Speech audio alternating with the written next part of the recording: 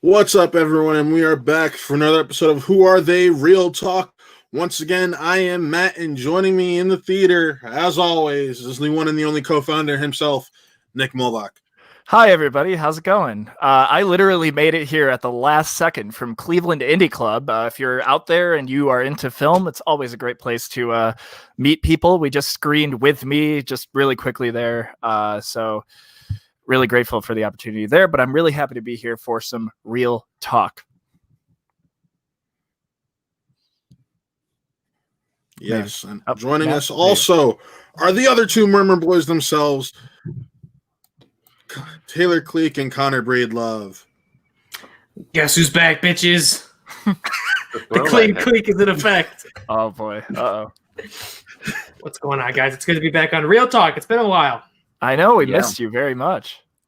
Both of you, honestly, right? Yeah, it's true. That's true. It's been a while since all of us have been on the same screen. Yeah, it's a real big throwback episode. Just need Chris and Toby. Then we'd have the whole crew. It truly is never a happy Sunday without Toby Barkwell. We are kicking it off right. Hashtag Mad for Maz. Absolutely, absolutely. I'll be gushing later tonight live on stream over that. Yes, and Toby should be back soon. He's got some stuff that he's figuring out. But guys, also remember, if you're not watching us, and part of me wants to say, don't watch us, go watch us instead.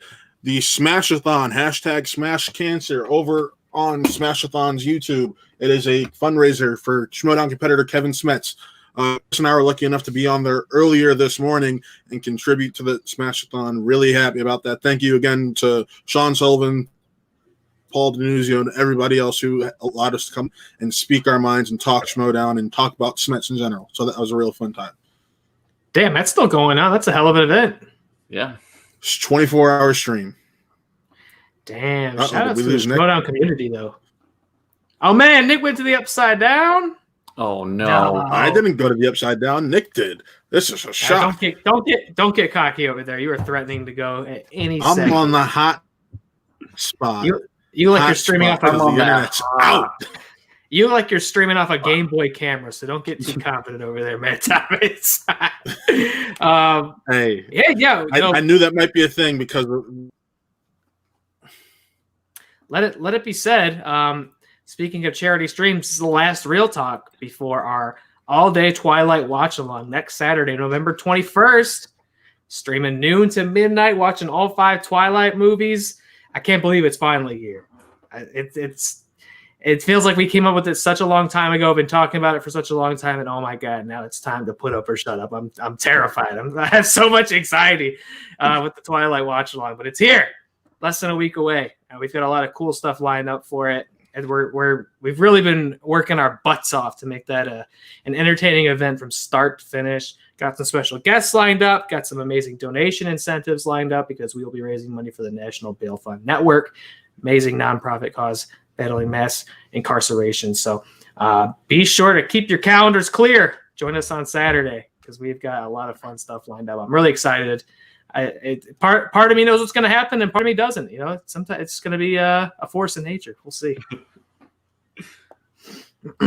Yeah, no, I'm really excited. That's going to be that's going to be the biggest thing we're doing at all for a while on this channel, probably. So I'm excited. I will be on from the get-go with Taylor and ready to have a good old time. So. Yeah, and I got. Should I spoil one of my donation incentives? I've got it sitting on the floor here. Go ahead and spoil a couple. I'm not going to spoil a couple. I'm going to spoil one because I have it right here. Because I don't know if people at home. I don't know if I've ever officially. I don't know how much of this I've shared on stream, but I of course entered a Kraft macaroni and cheese sweepstakes. Oh my god! To win pumpkin spice macaroni and cheese. I'll let you know. It has arrived. Crafty Cleek, yes, baby. Crafty Cleek, big yes. So if you tune in on Saturday at some point for our Twilight watch along, I will be opening this box. We will see. You haven't opened it yet. We'll see the splendors inside. We'll do a live unboxing. I'm going to cook this bad boy on stream. We'll get a cool food review of the limited 1 of 1,000 boxes of pumpkin spice Kraft mac and cheese. That's a big Cleek promise from me to you. Now, Taylor, can you tell us about some of your ideas of what may be in that package? Because I know you were talking about the other day post stream. Well, I certainly expect a box of Kraft mac and cheese. I'd be very sorely disappointed if they. It'd be awful if they just had included the powder but not the macaroni. But if you listen, I don't know how well this picks up on microphone. This is going to be really a real treat for the audio listeners. You can definitely hear some noodles. The promise was that they would send nudes, and they sent them. I got them. It sounds like there might be some extra padding in there. There might be a shirt. I've been saying I hope I just open it and it's loose noodles. Like they just pour out the whole box. Falls everywhere. No, like singular box, just pours out. It's a shoebox full of noodles. Yeah, I was very nervous that this was never showing up, but very rare. Again, one of 1,000 winners worldwide. I'm one of them. So Crafty Cleek, big yes. We're gonna enjoy. We're gonna dine upon that on Saturday. See what I mean? We got all sorts of great stuff lined up for November 21st. You never could have guessed that was going to be one of them. Got a lot of surprises. Great. Can't wait. And I just finished watching the entire saga. Oh, no, I'm in there. Uh-oh. I don't know. The death rattle of Matt Thomas. I told him not to get too cocky. Oh, what? Was he bragging when mine went out? It's like Nick went to the upside down, not me. It's like every time, man. It's got that's on your Watt bingo card right there. Yeah, no. This wind, man, has been getting the best of my Wi-Fi, and it just shut me out. Earlier today, I was wondering if like something was going to happen because the Wi-Fi went out, but everything's okay. I'm here. I've survived. I'm so glad you're here. I'm so glad to see all you guys. It feels like it really has been a while since the four of us have managed to be on one of these shows at the same time. So this is great. Yeah. Such a nice way to end the week. It is very windy. I was out driving in it. I saw a billboard sign where like the wind had ripped off whatever it was advertising. So it was just these flaps in the wind. I was waiting for for it to swoop down and just envelop my car. I saw this crazy video in Toronto of like this cyclone of wooden boards like blowing around and like shooting through people's windows. Like, I don't know what's going on out there, but it's a great night to stay inside and talk about movies. That's right. Well, it knocked out the power at work for me for 4 hours. It's still not up as far as I know. So they sent us home early. Oh, wow. So, yeah, I mean, let it be said, if any of us completely disappears off this stream, that's probably the culprit, is we got blown away to the land of Oz or something like that. So, or our internet got blown away, or our power. Yeah, batten down the hatches. It's real talk from the bunker. Oh, boy. Yeah. This is great. I said Clean Cleek's back, and I noticed that Real Talk had gotten suspiciously shorter since my departure, and here we are. Now we're doing some Real Talk. I'll try to not rant on too long. It's great to be back on the show. Yeah, so glad. Well, we're gonna open it up like we have the past few weeks, and that's with our review. If the graphic loads, there we go. All right. Well, Chris can't be with us in person today, but he did record his Mandalore review, as he calls it. So we got that pulled up for you, and let's see what Chris had to say. Hey, everybody. It's Chris Anthony Lopez on remote this week, back here in Indiana. So I was tasked with talking about Mandalorian, and that's exactly what we're going to do. So Mandalorian episode 3, season 2 came out. The Heiress dropped, and I'm not going to do spoilies. I will not do any spoilies, but oh my God, this show, I hate to sound like a broken record, but it rules. This show rules, bro, in every sense of the word. I can't tell you how much I love this episode.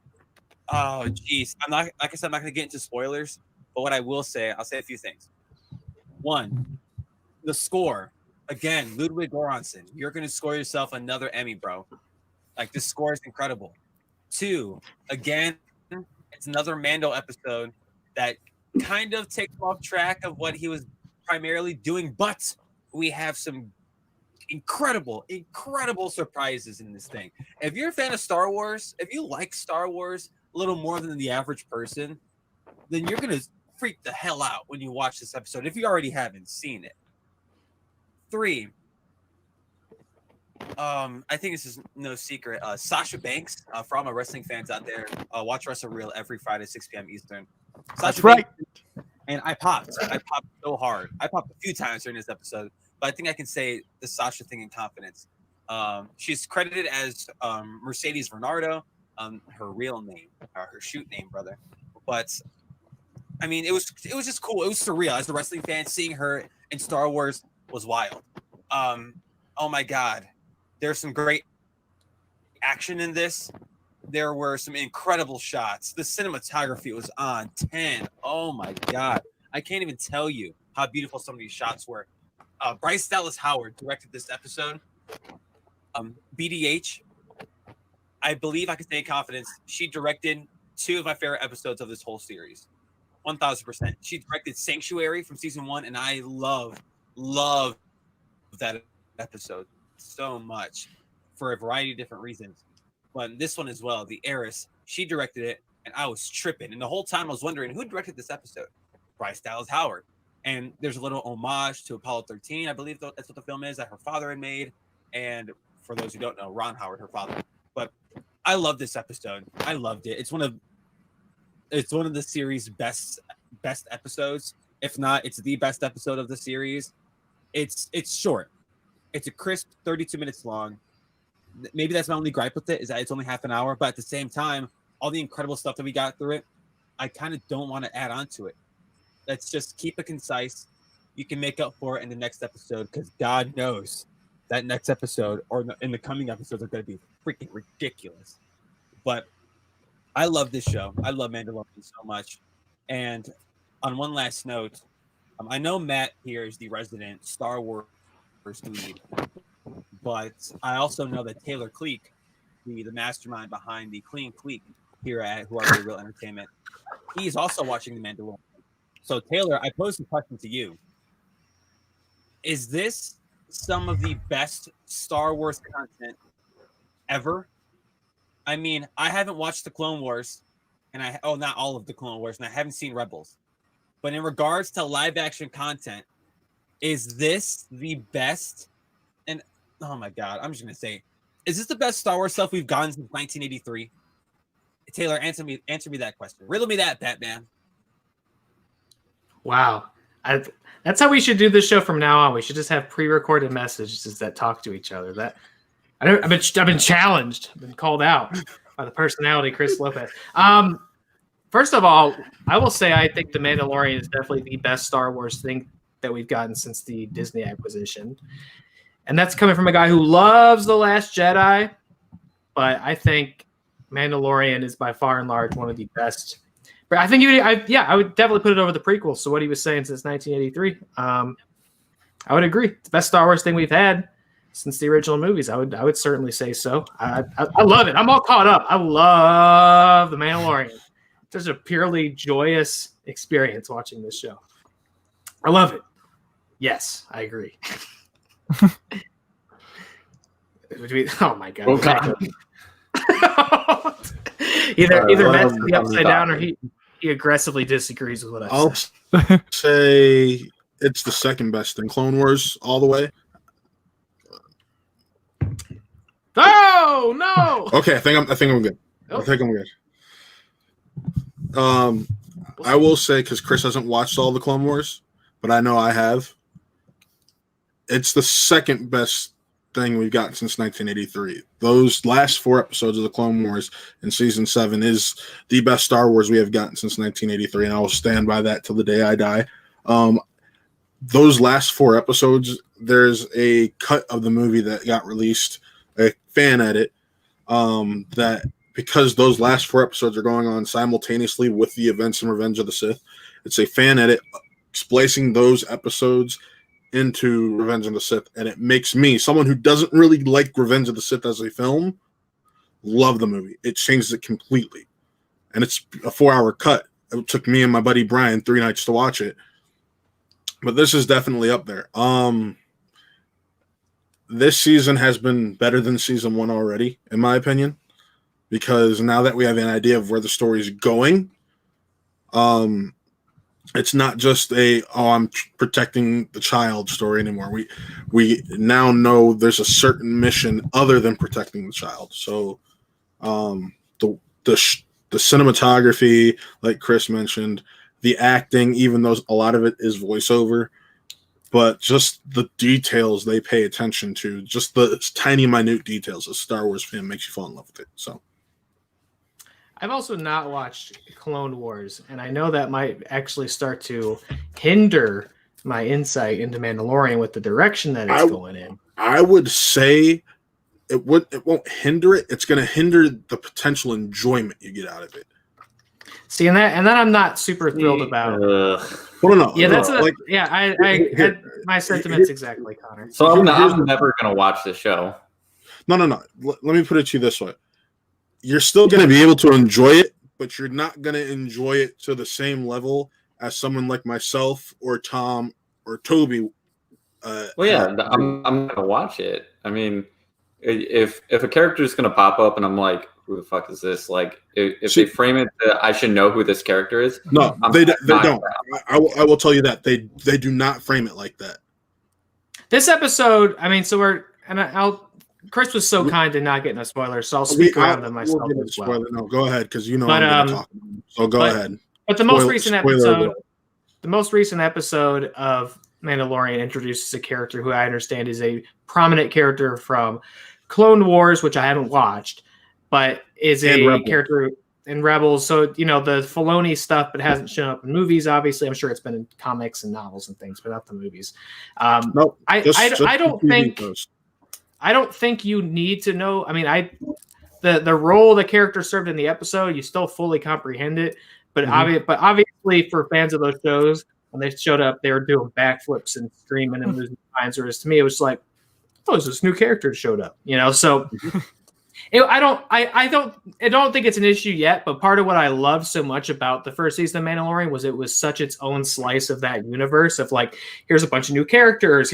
Has nothing, he's not running into somebody from the movies and all that. So I just think the universe feels smaller when all the characters are running into each other all the time across a giant galaxy. And at the end of this one, they do the big mic drop moment of like, this is who you're going to meet next. And even as somebody who I've seen some of Clone Wars, right? I've not watched all of it. And by far and large, what I have seen, I've enjoyed. I just haven't watched all of it. But they did the big mic drop moment of like, even I know. I was like, oh, I know that name. That's a big deal. Yeah. But I was worried about somebody who wasn't even somebody who, I've watched some of the Clone Wars, but somebody who was just like, well, I like those movies a lot. And that's like, all they really want to take to Mandalorian. I would worry. I guess we'll see. We'll see how they execute this next episode, right? I would argue against that for the reason that the character that we meet is a Mandalorian. Like, if it wasn't a Mandalorian and it was just someone if it was just some random Jedi or whatnot and had no connection to the Mandalorian or any other show or any other character, it'd be a different thing. But because it's a connection to Mandalorian culture and she was able to give you extra insight into who Din Djarin is as a character, that's what changed it up for me. Because when she meets him and because this is the way a lot of the Mandalorians in his coven or covert don't take off their helmets. Now, all last season, those of us who know Star Wars are like, wait, Mandalorians have taken off their helmets in the past. Maybe this is something that's changed because of the purge that they keep mentioning in the show that we don't know a lot of information about. And when he sees her take off the helmet in this episode, he takes a step back and he does the same thing he did in the first episode of the season. Like, oh, you're not a Mandalorian. You took your helmet off. And they're like, oh, he's one of them. One of who? The Children of the Watch. It's a cult to... It's basically you were raised by the people who want to take Mandalore back to the old traditions, not to where we are now, not move forward. They're like the Mandalorian equivalent of Amish people, right? Yes, that's basically it. That's a great way to put it. Thank you. But here's another reason fans were freaking out this episode. The actress who played Bo-Katan, because that's the character. I'm sorry, like I said, you could have gone into spoilers because I was going to say stuff. The actress who plays Bo-Katan is Katie Sackhoff. She provided the voice for Bo-Katan in the show. Oh, okay, that's pretty cool. So that's why this was such a big deal, because it made sense. Another reason this is a big deal is because in canon, the last place we see Bo-Katan is in Rebels when she is given the Darksaber. This is, and spoilers for Connor and Nick, at the end of season 5, we see the Darksaber.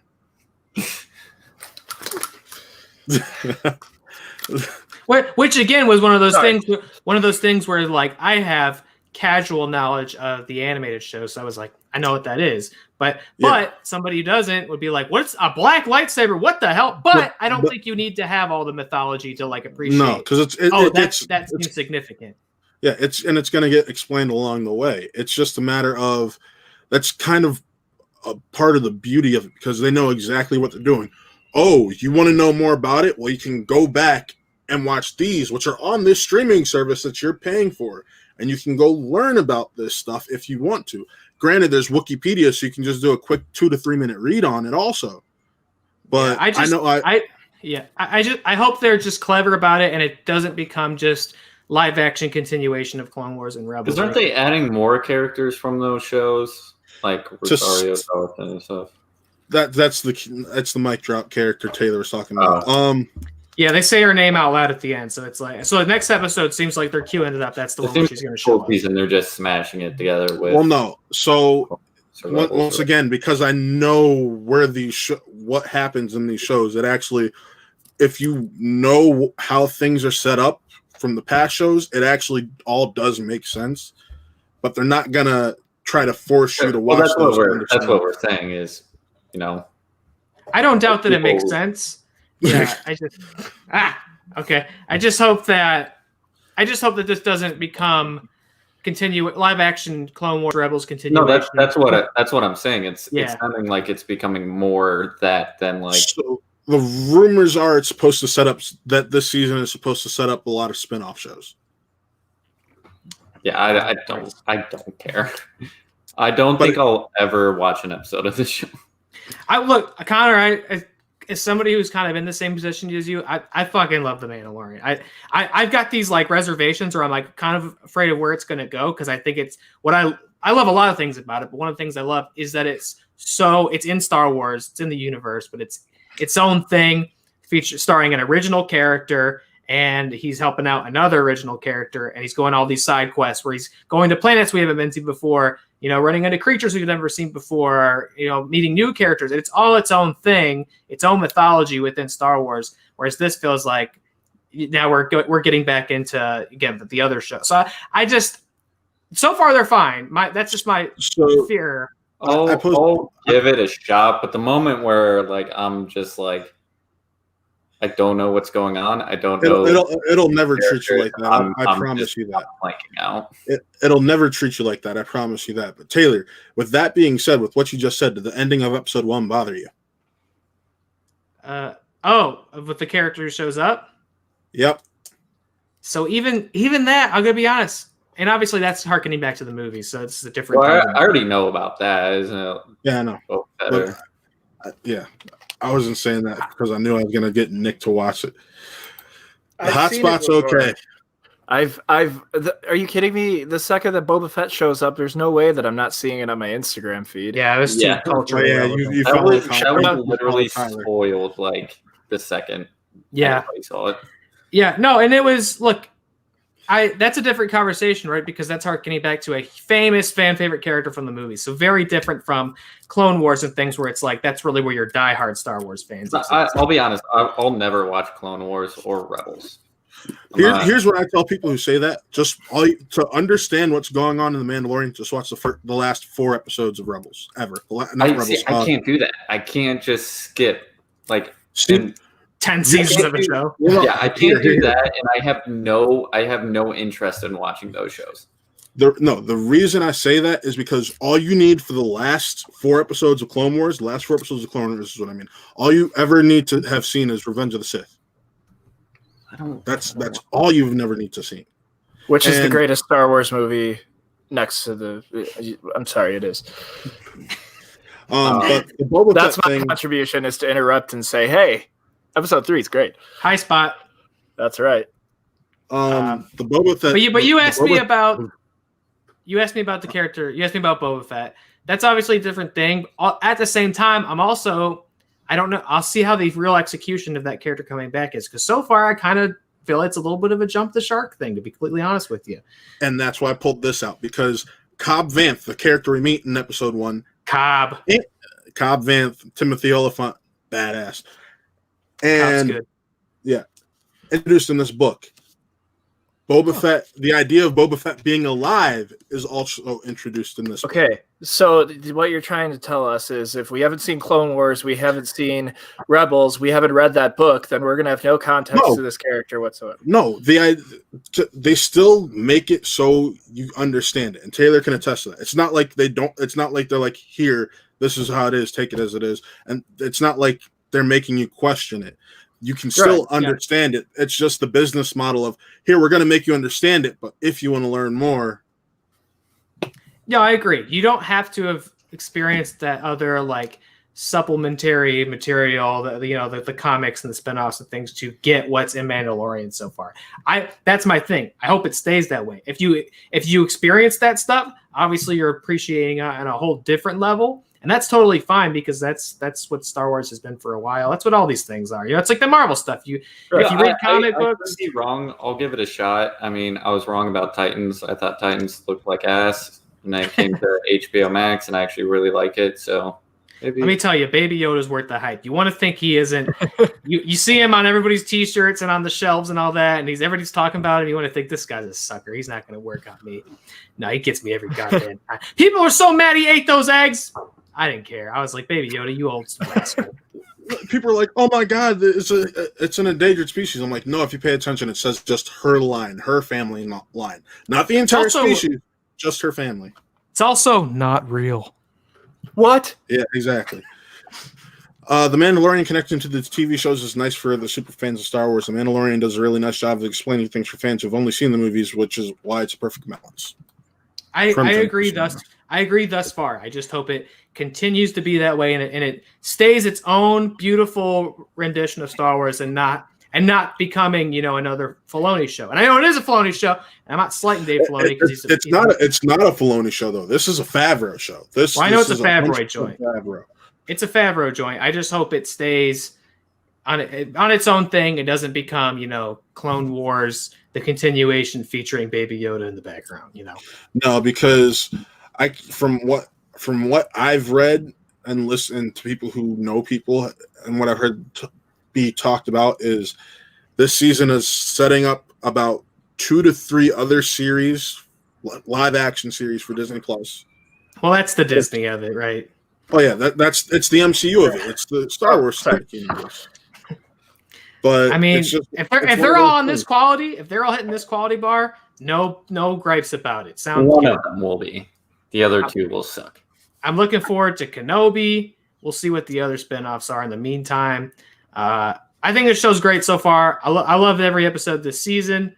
I'm excited to see, because they set it up like the pretty huge moment that Star Wars fans have been waiting for a long time. Ahsoka Tano in live action. Seems like it's the next episode. And like you said, you even knew who that name was, and you got excited when you heard it.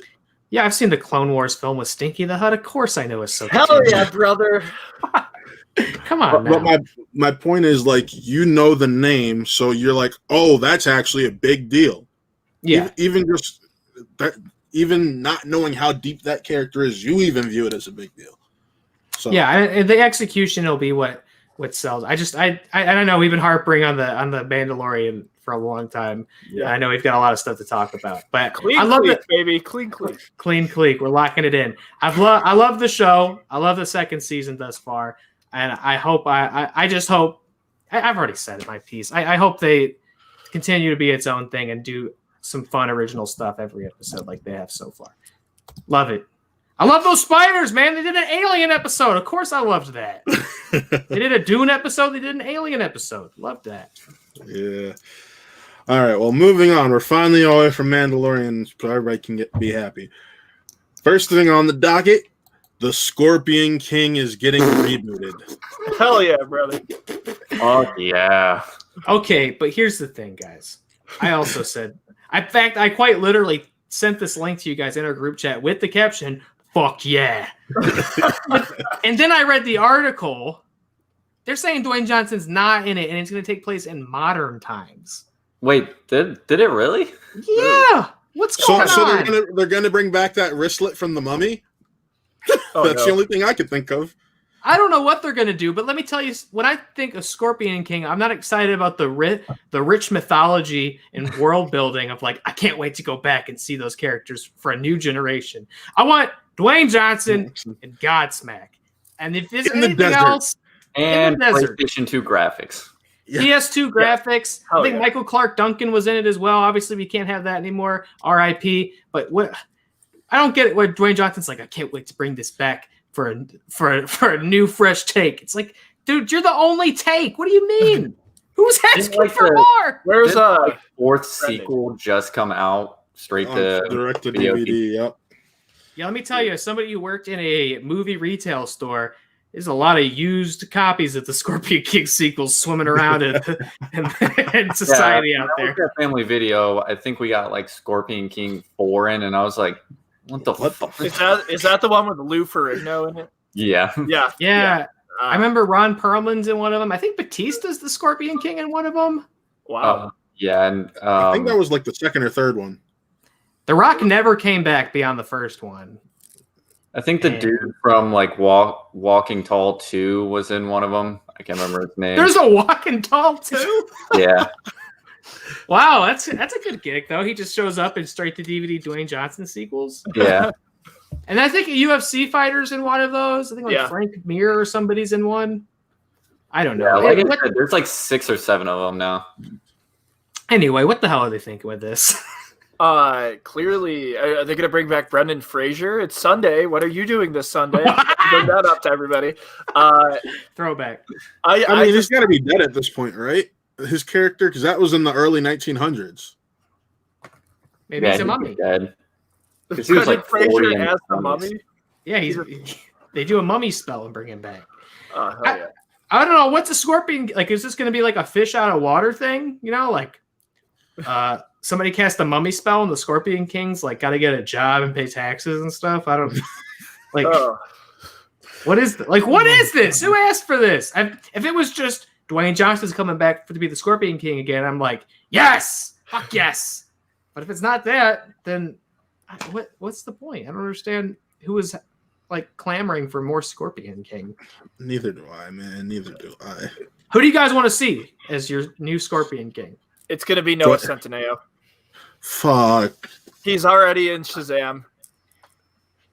I mean, Black Adam got postponed indefinitely. Or So Black Adam, right. That's what he's in. But still, Yeah, it's Black going Adam's to be him. coming out. I would like to see. Hold on. I got it. I think I've been staring at his rock hard abs all week. I think this is the comeback run for Taylor Lautner. Let's do it. God. Oh, my Lord. No, I got the perfect person. Hold on. Okay. I'm being held in suspension here. I can't wait to my. see. For all of us audio listeners, welcome to Dead Air. Dead air. But no, it's going to be Noah Centineo. Sorry. Do you cast a new? I don't like him as an actor. That doesn't mean that Hollywood doesn't, I know It's he's gonna just be- so lame.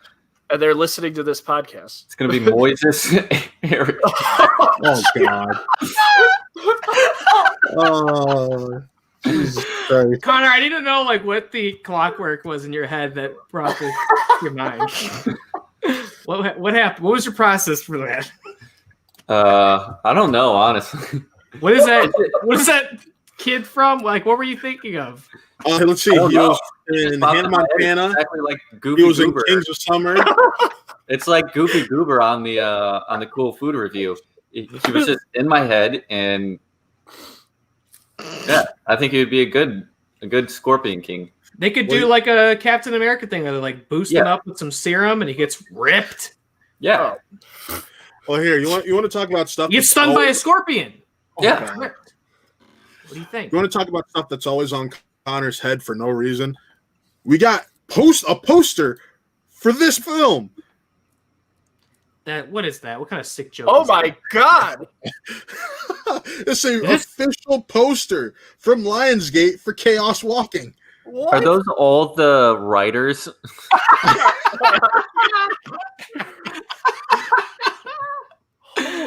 have. What kind of sick boss logic joke are you pulling on me, man? That's not a boss logic joke. They just randomly tweeted that out the other night, and everybody's like, wait, they're just dropping real Chaos Walking stuff on us? Are they actually going to release it? No. There are a lot of people who are saying that releasing it during the pandemic may allow this thing to pass by like a fart in the wind. I can't believe they didn't at this point. That would look so good on a marquee between the war on Grandpa and the Empty Man. That would look so good right between those two. The beautiful sandwich. The Empty Man, the 3-hour cinematic masterpiece? I think it's up to $4.25 and getting a maxi series on HBO. Oh, hell yeah. But yeah, I had to throw that out there because I'm like, oh yeah, I almost forgot about this because O'Connor and Taylor are the ones who are always like, this movie's not happening. But they gave us a poster. I'll believe it when I see it. Wait, did that poster come out today? No, it was like a couple days ago. They dropped it around like 1 a.m. or something like that. It was ridiculous. I love that. Like, I feel like it's like an intern just like, fuck it, I'm uploading the Chaos Walking poster. The real move is going to be, fuck it, I'm just uploading Chaos Walking at 1 a.m. and you just log on and you're like, here you go, you can watch it on Chaos Crackle. Walking is leaked completely on what? Yeah. I'll be honest. If they release it to VOD, I'd watch it. We all are honored by it. What? Just because you want to see the train wreck? Well, because it's something new to watch. I want to Would see I go Charlie. out to the theater to see it like I did with Freaky? No. I want to see Charlie Kaufman adapt a young adult novel, and then 13 other people try to adapt his adaptation to make it tangible, so they can sell it to kids at the mall and make Funko Pops out of it. They're obviously just, it's sitting on a shelf, right? Like, they're not going to do reshoots for this thing. Like, they just put They've it already out. done all that, didn't they? Oh, that They thing has to be done at reshoots. this point, right? Yeah, just on someone's hard drive. They've done massive 2017. They did reshoots in 2019, and then more at the beginning of the year before COVID. We want to talk Mad for Maz. Maz is in this. Like, you don't need to. Yeah, I definitely want to see it now. I want to see it. Yeah. It's going to be bad, but I want to see it for Mads. Yeah, I will absolutely watch it for him, no doubt. Even if it is bad, like, I want to see him hamming up in a bizarre YA dystopian movie. Like, I love that it says coming soon on the poster. I love that they're keeping the bit going. Good for them. Right. Do you think that like it's the talent in the movie that's trying to keep it away? That's what it is. It's got to be Tom Holland. Probably ruined Tom Holland and Absolutely Daisy not. Ridley's careers. Yeah. That should be such a slam dunk hit, right? Like Spider-Man and Ray, and like a successful novel adaptation. That should be just printing money. And the fact that they don't think it is tells you how disastrous it must really be. Can't wait to see that. But it could be like World War Z, where it comes out and it's actually pretty good. Okay. World War Z is really good. I don't give a fuck. It is really good. It's good. I just said okay because people were expecting it to suck and it was actually good. Yeah. Too bad that we never got the second one from Fincher. We got Mank to look forward to. That's right. Yes. Yeah, Big but Mank. you know what's missing from Mank? Color, Brad Pitt, and zombies. We'll see. I haven't seen it yet. Well, you want to know where you'll be able to see your weird colorful movies, Connor? What? Disney Plus, because Disney Plus is doing Lilo and Stitch, directed by John Chu. Gross. Yeah. Fucking gross. Can you imagine how gross that alien's gonna look? Which one is the question? Like if they do Gantu and the one that wears the dress, I mean, like they're gonna look freaky. Yeah, like, they're gonna be slimy. Like it's gonna be gross. What if they're like cute puppets? They're gonna go. You mean like a baby? You mean like go the Baby Yoda route, where it's a very what if they puppet and mix it with what if CGI, where it needs to? Yeah, what if Stitch is like a cute puppet? There's no effing way that is ever gonna happen. No, it's gonna be never know. Weird, gross, gooey CGI freak. Hey, as long as it's not bad as the CGI from Noelle, I'll be fine. The CGI in Noelle is trash. The Disney Plus original Christmas movie that came out last year. Oh, Anna Kendrick as Santa's daughter. Wow, why would you? And Bill Hader. Why would you fire shots on Noel? Because it's in this time of year and this climate. Also rated G for general audiences. I know. Hold on. You want to know why Noel means so much to me? Why does it mean so much to you? I'm pulling it up. Don't worry about it. I don't know if I want to know. No, it's actually a funny bit. Disney live action adaptations, I'm always automatically disinterested. I just am not compelled by this gimmick. Obviously, it's very successful for them, so there's no reason they're going to stop doing it. Yeah, but I fear that a lot of the charm of the original Lilo and Stitch might be lost by making real aliens with gross fucking teeth and shitting all over the place. You know what I mean? Yeah, they go the Artemis Fowl route, and they just do a bunch of shit and poo and fart jokes. It's just an alien shitting all over the place.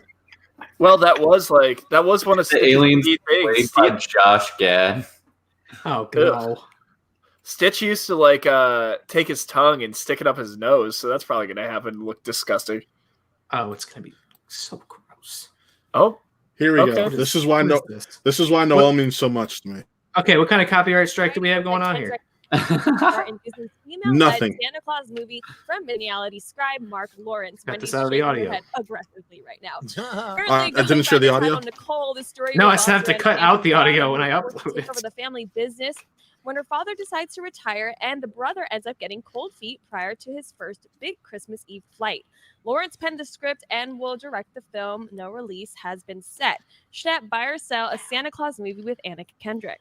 Why did it have to go to me first? Hey, what's up, everybody? You know what? Sometimes when I have nothing to do, just sitting maybe on the toilet having some constipation, I think about things like, wonder what would happen if Santa, what if he couldn't get the sleigh and his son also was afraid? What would happen? What would happen?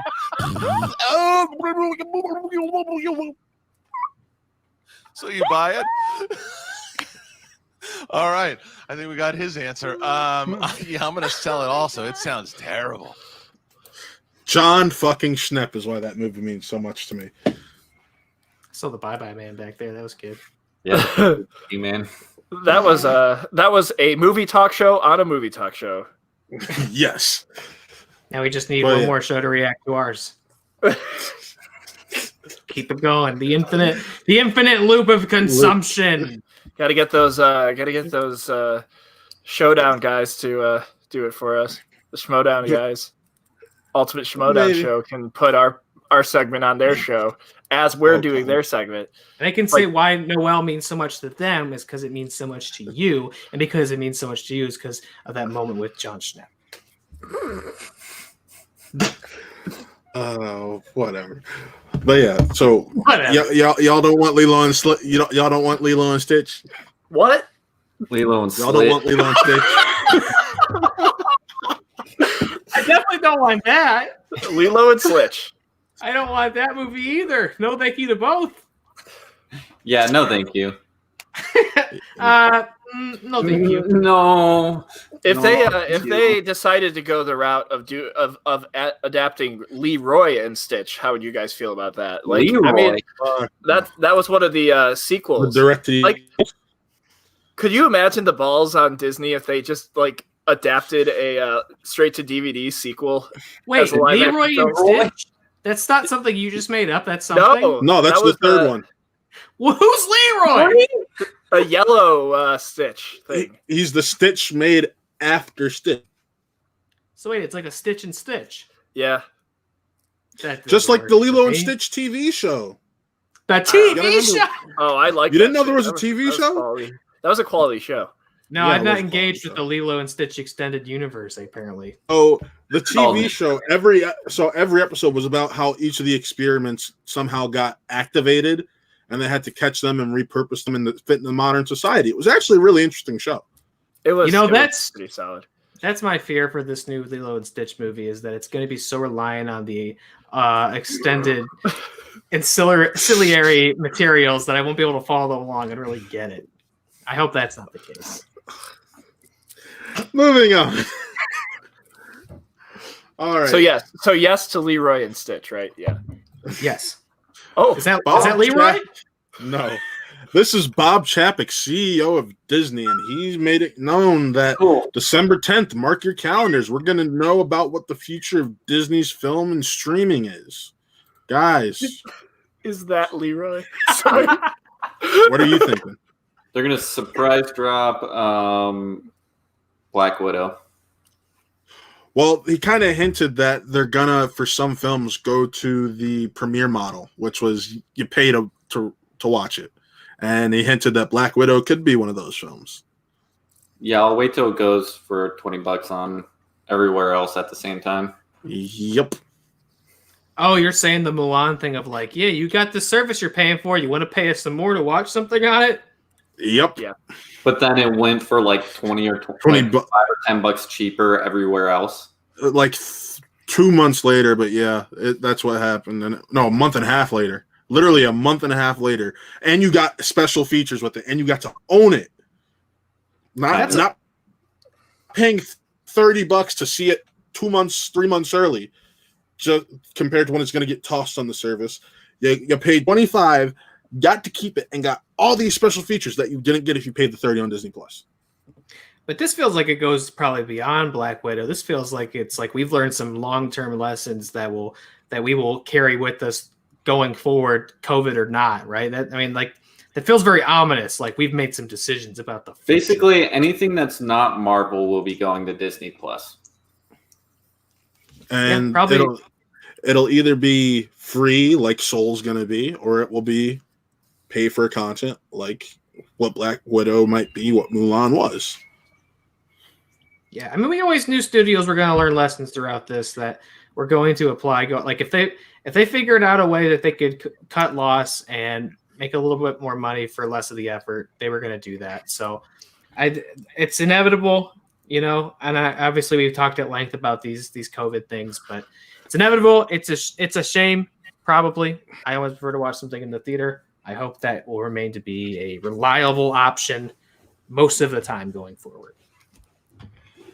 Yeah, it's heartbreaking because I know Nick's like he's excited to see Tenet, but I know I saw it in theaters, Connor saw it in theaters, and that was a movie I wouldn't want to see anywhere else but the theater.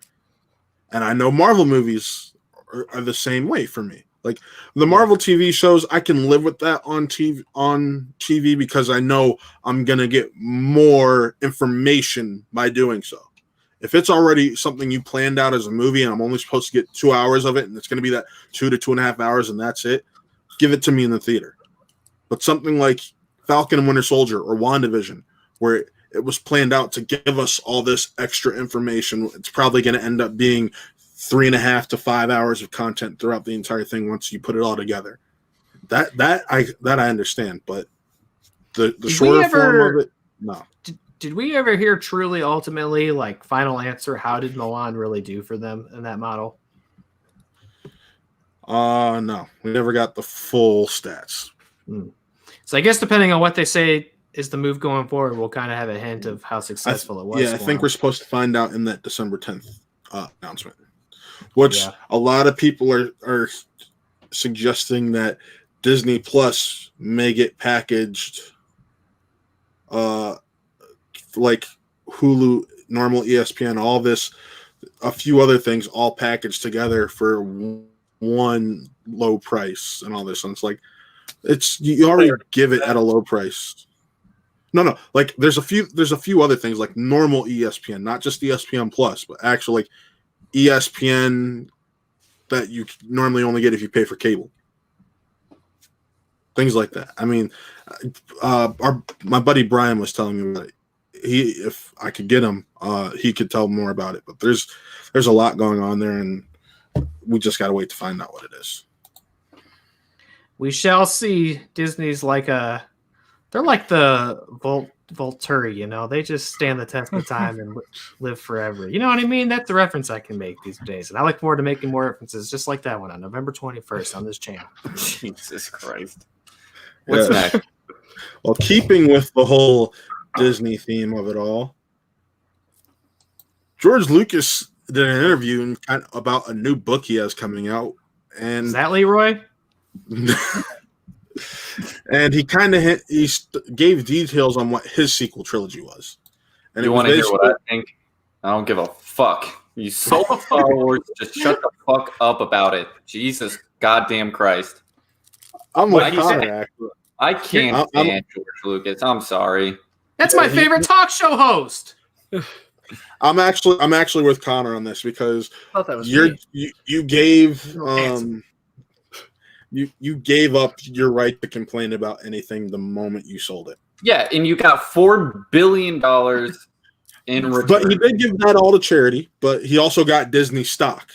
So yeah, he's he's probably making more than that $4 billion. So he should just shut up. He's one of the largest stockholders in Disney, if I remember correctly, because of that deal. He's like one of those old miserable guys that just like talk about like back in my day. Fuck off. I'm surprisingly the outlier here, where I'm very curious to know, like, in an alternate universe, what he would have done. But I told you.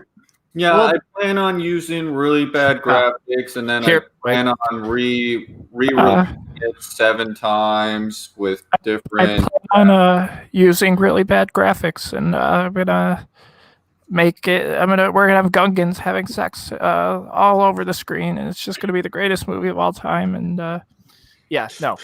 fuck this. So we actually did kind of find out Darth Maul's the key to all of this. Yeah, Darth Maul is the key to all of it. He was going to bring back Darth Maul as the main villain for the entire trilogy. He was going to introduce Darth Talon as his apprentice. He was going to... that is such a George name, Darth Talon. It's a half-naked red Twi'lek, so... Nice. Cool. Yeah. Also, here's the thing, though. Connor likes tentacle babes. Talon bub? I also kind of, don't believe... He said, on 4 different occasions what the next Star Wars movies are going to be. And last time he talked about it, he said it was going to be about the Wills, which are like the microscopic. No, he still said that, and he still said that in this interview. He still said which sounds absurd. And I want to know he was the Wills, which were the microscopic beings that control the Force. But I thought those were the No, it was the Wills have power over the midichlorians, and it's all connected. But, it was going to get even more asinine, which is why I want to know what that would have looked like. We were going full Ant-Man in the next Star Wars. I wanted to see what that was. He said he was going to reveal that Leia was actually the chosen one, not Luke. Yeah, that tells me people get mad about the Disney sequels, but George didn't really have anything better lined up. Hey, he was still going to invalidate the last 6 movies. Luke was still going to die in the second one, and because I know they took notes from George, right? Like Hermit Luke was a George thing, right? Yeah, Hermit Luke was a George thing, as confirmed in the Last Jedi art book. And Rey was sort of a George thing that changed over time. She was named Kira. Her name was Kira in that. And same principle. Luke being a reluctant teacher to this scavenger, but yeah. So but he would have totally. I don't know. I'm weird with George Lucas. I find him kind of sympathetic, where it's this thing of he created this amazing thing that so many people resonate with and love so much, and then he did a little bit more, and then everybody hates him, and he went, I'm tired of people being mad at me, so I am not going to make any more Star Wars ever again. Goodbye. I still hope one day somehow he makes, even if it just means he comes back and directs a Mandalorian episode. I want George Lucas to make a triumphant return to Star Wars in some capacity someday. I don't know. I have some weird reference for old George. Maybe because I like his talk show so much. Taylor, he did. And you want to know what that was? George did Clone Wars. Yep. Well, I know they take a lot of notes from George on Clone Wars too. That's he was one of the main story people behind it. So yeah, that's what I understand is the whole Darth Maul coming back thing. After he decided, well, I'm not going to make more movies, it shows up in that. So yeah, I guess we've seen a lot of versions of what he would have done, but nobody's had the audacity to shrink some Jedi down and find the Wills or whatever the hell that meant. I want to know what that meant. That's what I'm most curious about. What are you talking about, you crazy old man? we actually got a little bit of it in the last shot of that when Rey was reaching out. Luke's telling you to reach out. She's feeling the planet around her, the living organisms, all that. That's actually connected into the Wills. So maybe we find out Baby Yoda is a Will. Oh, we actually got some of the wills in. Will. No, we actually got. William. We actually got a nod William to the Yoda. wills in Rogue One. We got Wills and what? Oh, in yeah. Rogue One. Guardians of the Wills. Saber reels. No, That's what. no. Fucking move on. I would yeah. love to have a chat with George and hear all his ideas. I think 45 minutes of this has been Star Wars. Let's keep it going. It has. I have had a lot of people wondering why I haven't been talking this entire time, texting me. I'm like, well, we're talking about Star Wars right now, so Connor and I are just going to make faces at each other the entire time. I think Star Wars is pretty cool. And look, it's got to be said, we're streaming at the same time as George Lucas's talk show, so he is the competition right now, Yes. as is Watto. Hey. Now that I could get behind. Let's have some fucking Watto talk. Let's hear what Watto had lined up for the sequel trilogy. Yeah. What if George had said I was going to bring back Watto? We were going to explore Watto. Yeah, I'd still not I'd want be to on talk board, about I guess. Let's move on. What's next? Yeah. To the last piece of Disney-related news, because they seem to be like the only people putting out movie news this past week outside of Warner Brothers. Confirmation that Star-Lord will be in Thor: Love and Thunder, which all right. everyone kind of expected. Taika Waititi did come out a while ago and said, or James Gunn, and said that Thor wasn't going to be a part of Guardians 3. But Yeah, because I mean it's gonna go Endgame, how Endgame ended, and then it's gonna be Thor. I mean that's gonna pick up right after Endgame. And then Guardians 3 will pick up right after Thor, but Thor will probably go on his own. See, but a lot of people weren't expecting that, because you have to remember Guardians 2 was the first film not lining up timeline-wise. That Guardians 2 only takes place a few months after Guardians 1, but we got it a few years later. Yeah. So why would anybody expect that? But my point is, a lot of people thought we might get Thor's in Guardians 3 and see what his time with the Guardians of the Galaxy was like in that film. I think it's going to be in Thor: Love and Thunder that we'll get it, though. Yeah, we're going to get some Guardians and Thor action in that. It kind of is backwards from what I would have expected, because that Endgame ends so much with like Thor on their ship and they're like fighting over who's the captain, and I thought maybe they would go off on their adventure to find Gamora and all that. It feels like, because so much of what we know the new Thor is going to be about is about, you know, Jane becoming Jane wielding Mjolnir and all that. It feels like that it'd be weird to like fit the Guardians into that. Exactly. And that's part of the reason I didn't think the Guardians were going to be in it. Yeah. When I heard this, I was like, no shit. I don't know. Maybe those two movies will talk to each other. There'll be some sort of conjoined part one, part two story. Maybe it'll just be a simple phone video chat between Star-Lord and Thor or something like that. Who knows? But I don't think Thor's going to be in Guardians 3 at all. No, you don't think so? And I don't think so, because earlier this week it was confirmed that Guardians 3, the script has not changed since before James Gunn was fired. Yeah. So with that in mind, that's probably why he signed on, because he was probably like, if I come back, like I'm gonna do what I want. Like I'm not gonna connect it to anything. My Guardians movies have been their own thing. They rarely connect to anything else. I mean, the other movies will connect to my Guardians movies, but mine don't have to connect. So that was probably his stipulation to come back, and that's probably why he signed on. They were like, yeah, we won't change the script. You can do whatever you want. You don't have to shoehorn it in anything. So, I mean, this is no surprise to me. The only thing is, I don't think they got the fan reaction that they thought they were going to get with Chris Pratt coming back. Yeah, I don't think they realized people hate Chris Pratt. Yeah, he became the least favorite Chris on Twitter. Yeah. It's a tough title to have. But all the same, you know what? They had a really fun dynamic with all those characters in the Avengers movies. So I am looking forward to seeing the continuation of that. And Taika doing Thor and the Guardians will be really fun. Yeah. I had saw that Vin Diesel also reported to set as well. So I think that they're all appearing at some point. Well, they haven't even started filming it. He teased it about. Who just boinged? Boing. That was my headphones as Oh, I Vin was trying to Diesel set up coming to Jackbox in the second. background. Me Hunga, trying to set hunga. up Jackbox in the background. Yeah, Jackbox. More like Jack. Jacking it to some box. Oh, nice, dude. Oh, Cheers. All right, but no. what's next? Wait, no, Nick. I love when the show gets so like, Nick, continue. what's Nick, next? continue. 'Cause Nick was, Yeah, I I'm want to hear sorry. what The boink kind of distracted me. I don't really remember what I was talking about. Oh, you're something talking about about Vin how. Diesel. Oh, yeah, that Vin Diesel reported to set. So I would imagine that you're going to get probably adult Groot in that at this point, because that whole rapid aging thing seems to be happening.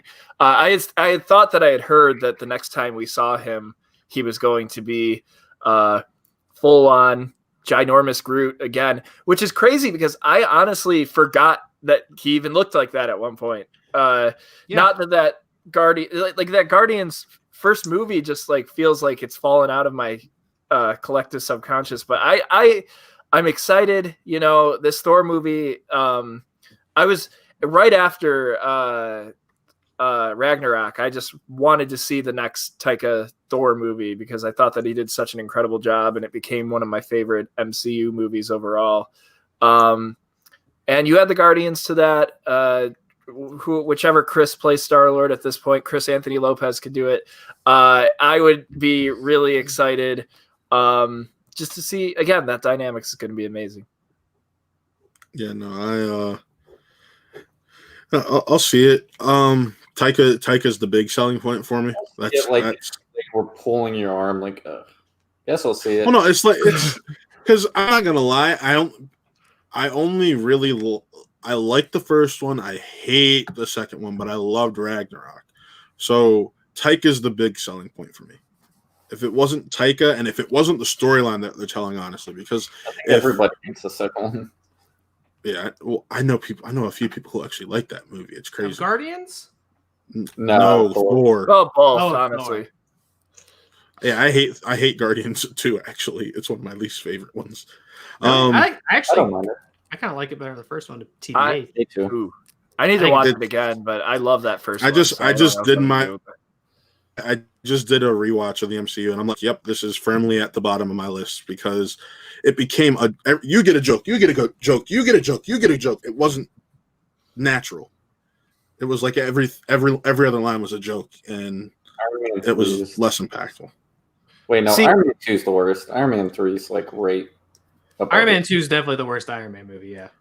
Well, it's the worst MCU. I think as a comic fan, 3 is the worst. As a movie person, 2 is the worst. 3 I was disappointed of when I first saw it, but on a second watch with altered expectations, I enjoyed it a lot. Like I said, I viewed it in 2 different ways, just like I have with Star Wars. It's just 3. You set up the Mandarin, you tease the Mandarin, and you give us that fucking shitwad. Like that is still very unforgivable to me because the Mandarin is one of my favorite Marvel villains. Well, the Mandarin is still in play. I know, but he's going to be in Shang-Chi, but the Mandarin is one of Iron Man's biggest arch enemies, and you never use them in Iron Man. That's the issue. You didn't have that complaint with Homecoming. Vulture is... I gave that same argument how Vulture is a Spider-Man villain, but in Homecoming, he is an Iron Man villain. That's why I don't like Homecoming. Because they're like, no, that's not at all how it is. That's a different situation because is Iron Man going against? Not at all a different situation, Matt. Is Iron Man the one fighting Vulture? Is Iron Man the one fighting Vulture? He's constantly after Iron Man. He even tells Spider-Man, "Stay out of my way. I have no problem with you. I am after Iron Man." But that doesn't matter. Who is the hero fighting? Is the hero fighing Vulture? Yes. Then it's still a Spider-Man villain. Was he create you? You love Far From Home. Guess what? You can make the same argument with Mysterio. It's the exact same argument that can be made there. Literally the exact same thing. Not at all. Yes, it is. Not after anybody besides Spider-Man. He's after revenge on Tony Stark post-mortem. But he's after Spider-Man. He's not after Iron Man. No, he's just trying to become the next Iron Man. He says that's his goal. All right, we're moving on. He literally says his goal is to become the next Iron Man in that film. Worst That's Marvel what movie- Mysterio says. It's the Incredible Hulk. It's a big green. It's a big bowl of green turds.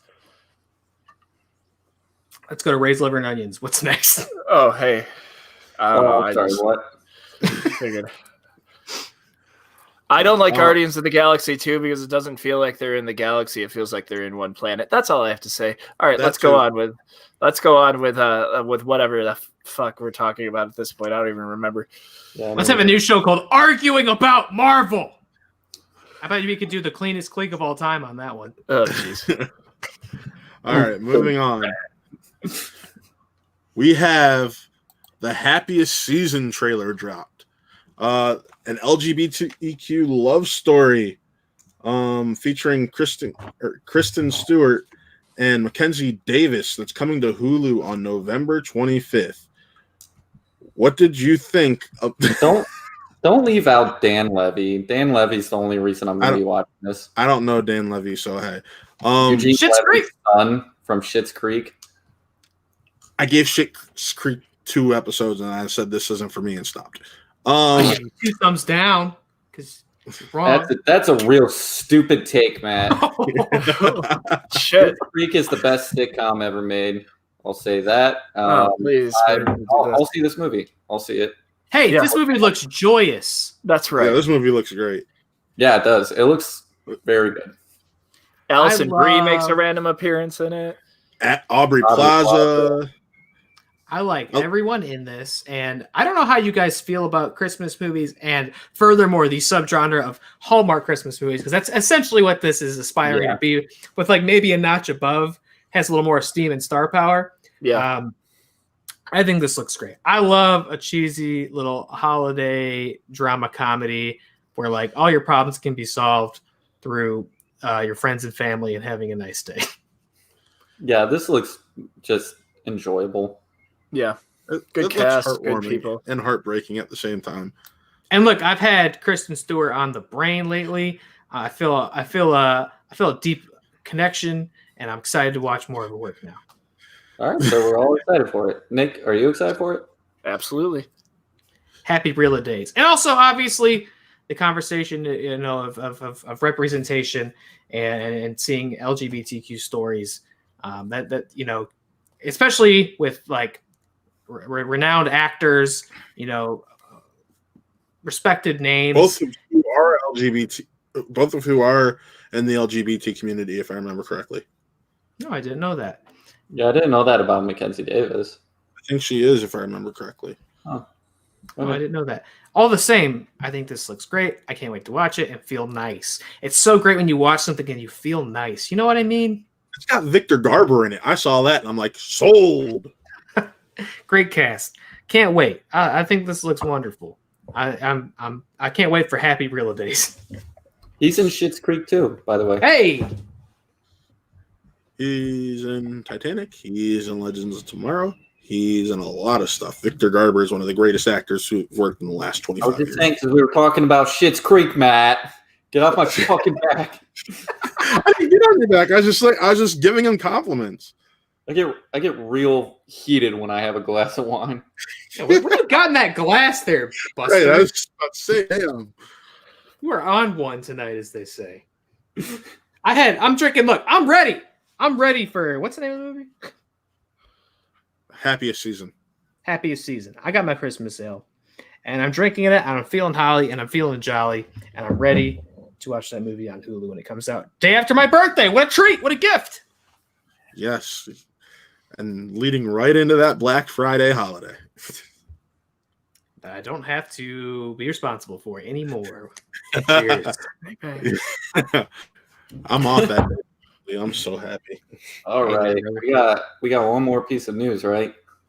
Two more. Jesus fucking Christ! Oh, You got somewhere to be? No, I guess not. The first one, and I know this is going to end up in a nice, decent debate. Wonder Woman has the possibility of moving to HBO Max either in January or same day as release, December 25th. The option is also out there for the movie to be pushed back into June 4th of 2021. Guys, at this point, what would you like how would you like to experience Wonder Woman? Just put it on HBO Max. I'm so numb to the conversation of when this movie's going to come out. I would obviously, in my ideal world of worlds, want to see this on the big screen. But that just doesn't seem to be happening anytime soon. So I'm down for HBO.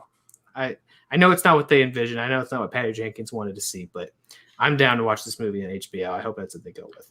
I thought this movie already came out on HBO Max, so I'm sorry that I am underneath a rock or something like that. But you want to know why I thought that? Because every single week we debate whether it's going to come out in theaters or HBO Max, and then Patty Jenkins says it's going to come out in theaters, and then she's like, no, it's going to come out on HBO Max. At this rate, just let it come out, and we'll review it. And yeah. No, Patty Jenkins is the one that's been pushing the theaters hardcore, and I understand why. She is very old school. She wants she's like Christopher Nolan, where she wants the cinematic experience to be preserved. So with that in mind, I understand her thinking. But at the same time, this movie originally was supposed to come out last November. Then they pushed it back to give it extra time for CGI because of Cheetah. It's just been pushed back because of COVID. So I know, but my thing is, like, every week we talk about the exact same thing with these movies. And obviously, yes, I completely agree. I would rather watch it in theaters. There's nothing like a big sequel to a movie that I really, really, really, really liked that I would love to. But at this rate, I'm not going to be surprised if they change their minds about 3 more times before they put it on HBO Max finally. Right. Probably under the you pay about $30 or $40 and then you can watch it. No, so the rumor is with HBO Max, it goes to Max and it's just going to be there.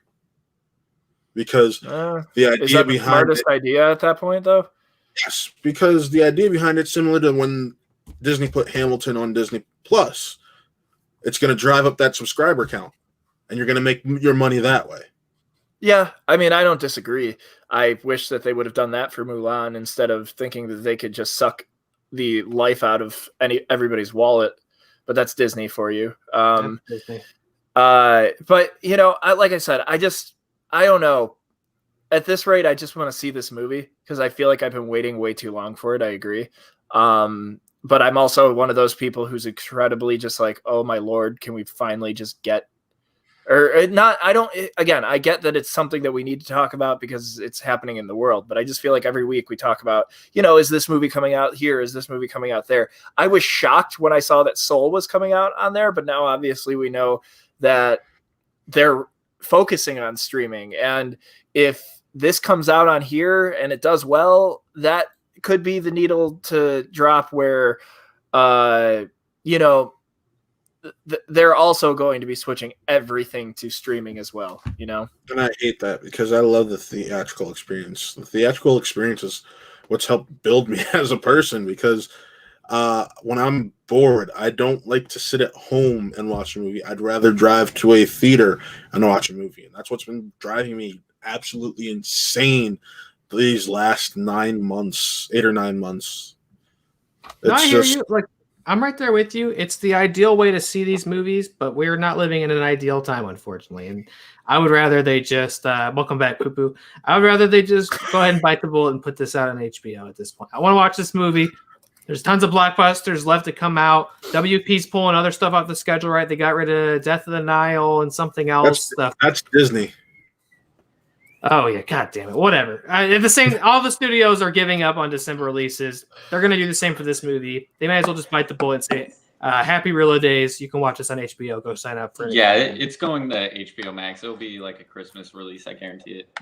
I would love that. What a treat that would be for all of us who've had to weather this godforsaken year. Hey, here's 2 hours of escapism. You get to see this character that you love go on a new journey. That'd be great. Just do it. Yeah. Do you think you risk losing Patty Jenkins by doing that? No. What, you think she won't come back for 3? Well, she's apparently been the one pushing for this to stay theatrical.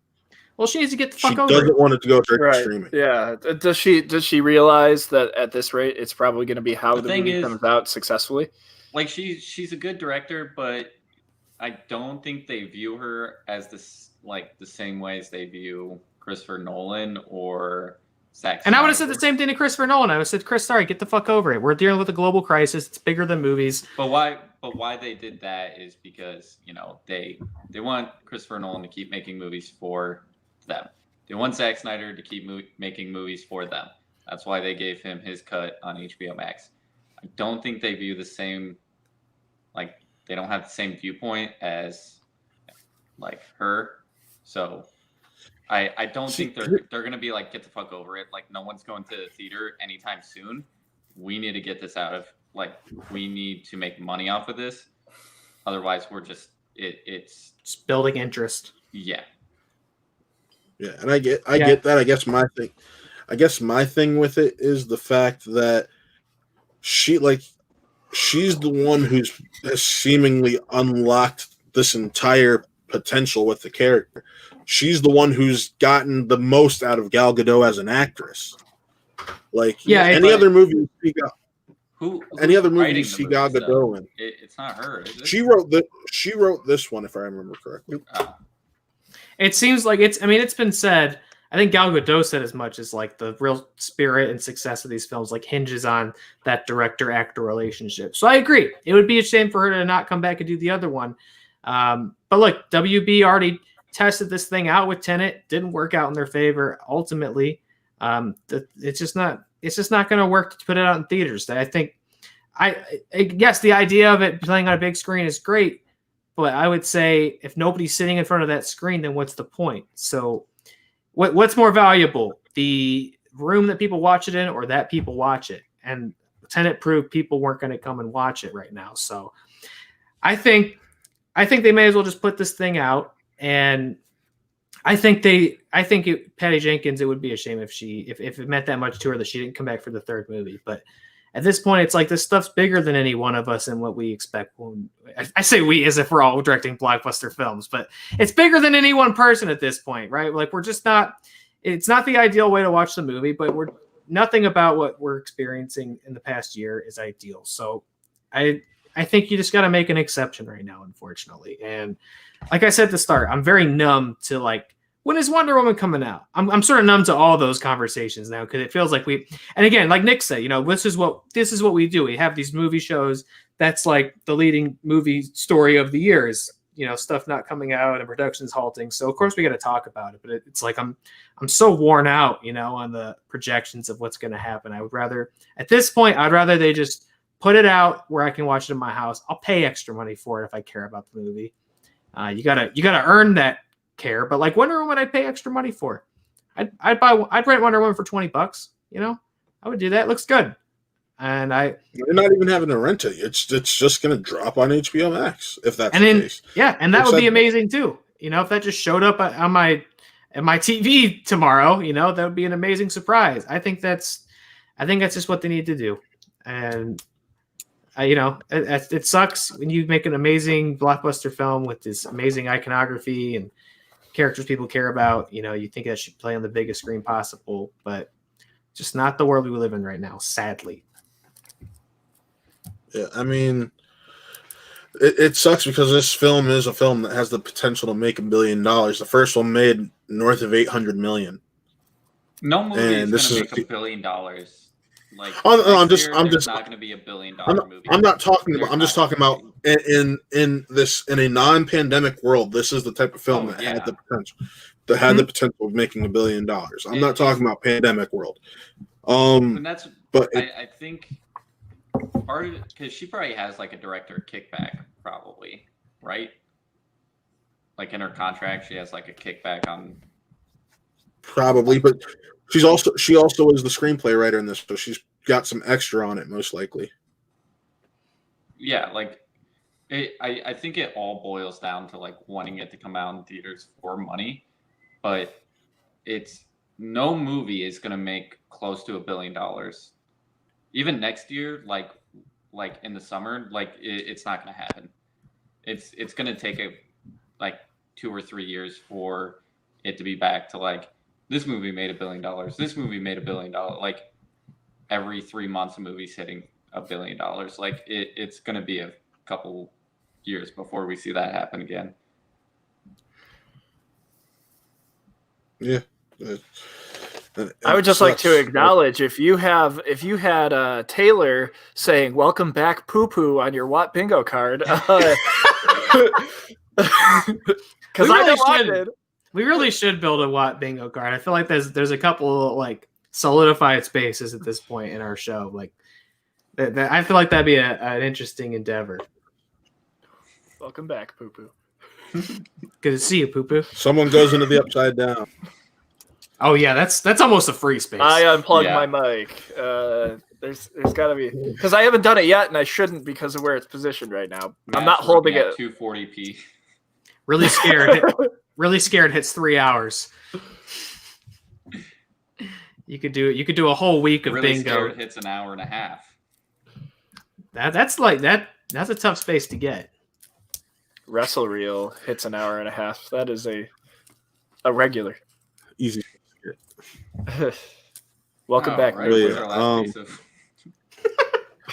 last piece of news is that was my favorite part of last segment. I just wanted to say the last piece of news from what I've read is actually bad news for you and Taylor, and that is Mad Mikkelsen is from some reports already on set playing Grindelwald. Other reports in talks. Most people know in talks means they already have the role. So I believe the reports that he's on set, but that would basically bad news for me. Yes, and I'm getting to that because that would basically all but kill. That would basically all but kill any hope of Hannibal coming back in the next few years. Well, I think we kind of put that on the back burner. New bingo marker. Nick drops his phone. Fidget spinner, actually. I'm not going to be like, I don't want to see Mads in anything else unless it's Hannibal. I just want to see Mads in anything. Yeah, I love him so much, and I'm so invested in his success. And I was not impressed by The Crimes of Grindelwald. I think it's insane that they're doing 5 of these movies. Are you kidding me? But guess what? Guess who's buying a ticket to all of them now? Mads Mikkelsen's in them. I'll see it 10 times. That's how much I like him. He's gonna have so much to chew on. Like he's gonna be insane.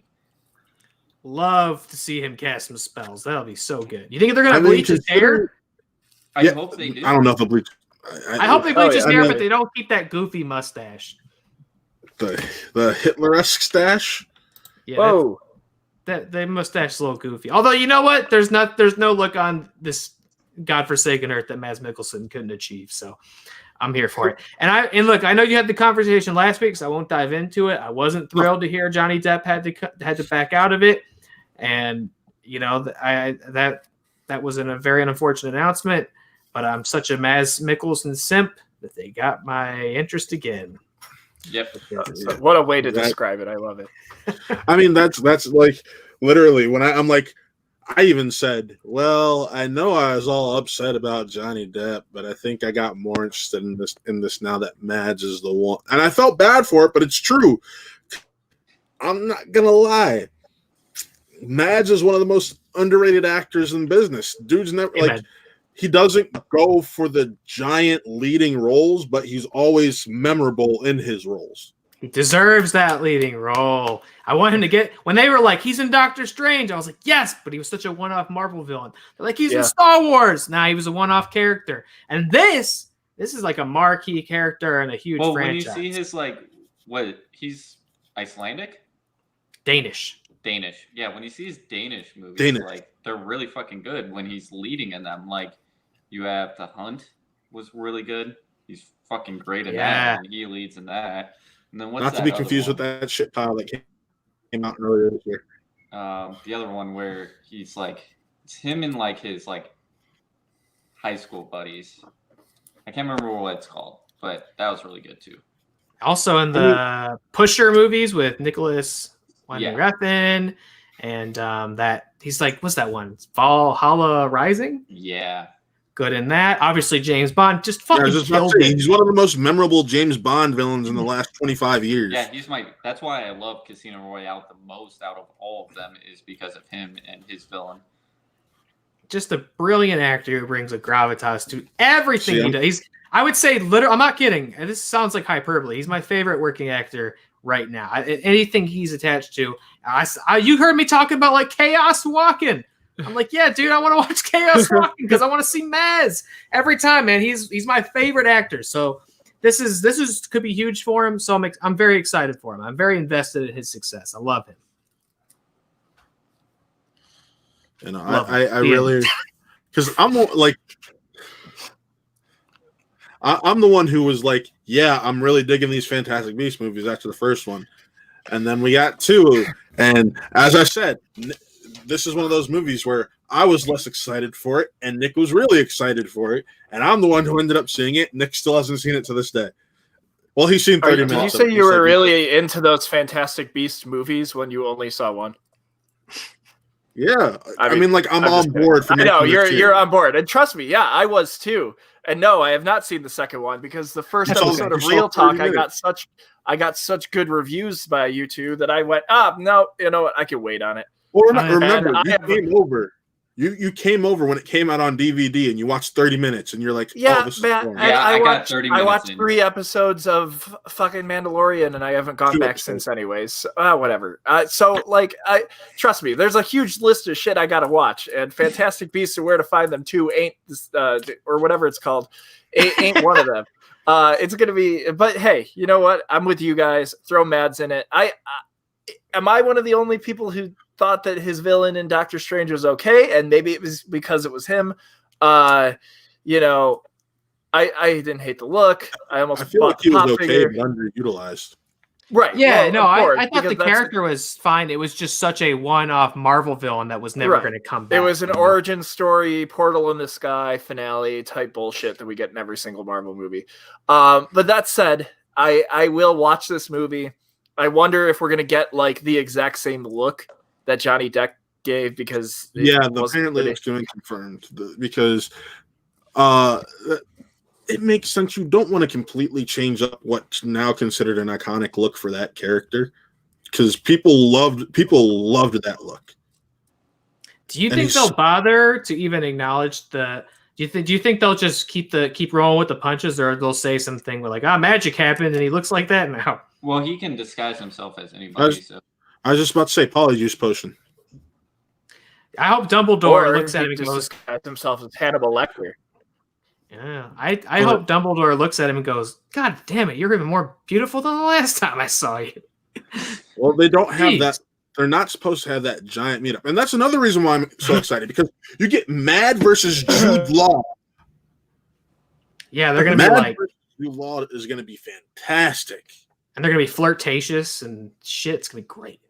Love it. Yeah, if you see Mad's flirt, I mean, it's a beautiful sight.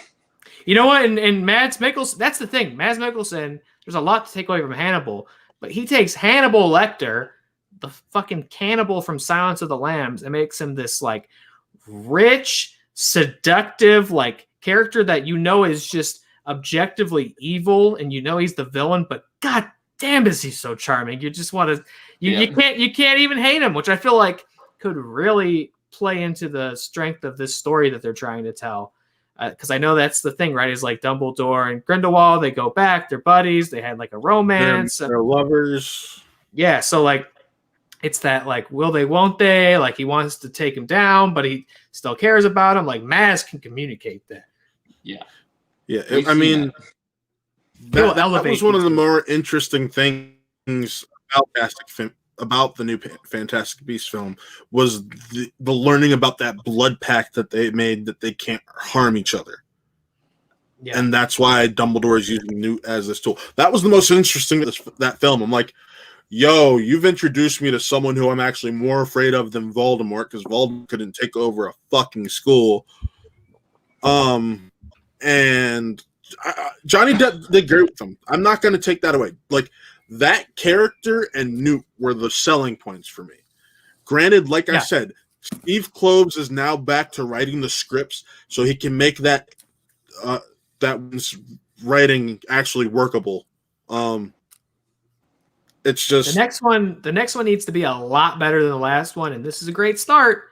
Nothing against Johnny Depp, but if you got to recast that role, you got an amazing actor who's going to elevate the piece. I think this is a second great step because Steve Kloves wrote some of the most revered and well-reviewed Harry Potter films. So I hear he's coming back. He's the primary scriptwriter. She's just telling him how she views the story going, and he gets to write the dialogue and do everything. Great, fantastic. Keep her the fuck away from writing anything. Keep her the fuck away.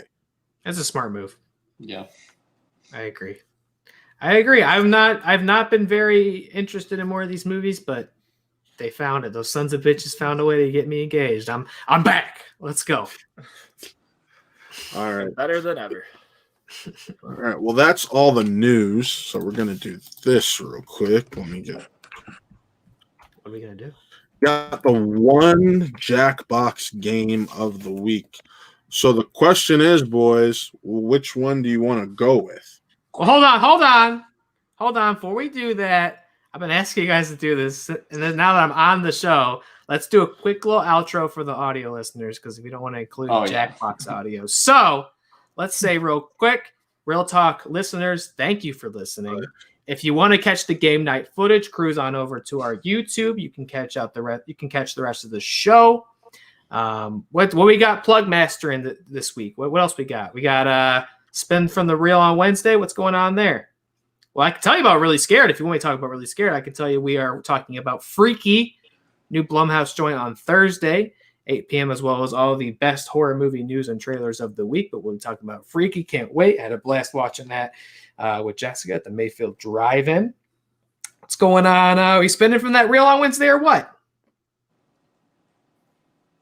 Hello? Oh, no! What's going on? Okay, well, I'm presumably we're spinning from the reel on Wednesday. Well, I'll plug WrestleReel because the Thank you. image for that is probably still not loaded into this shit. Hey, everybody. So WrestleReel, I'm not sure what we're talking about quite yet, but every single week we come on.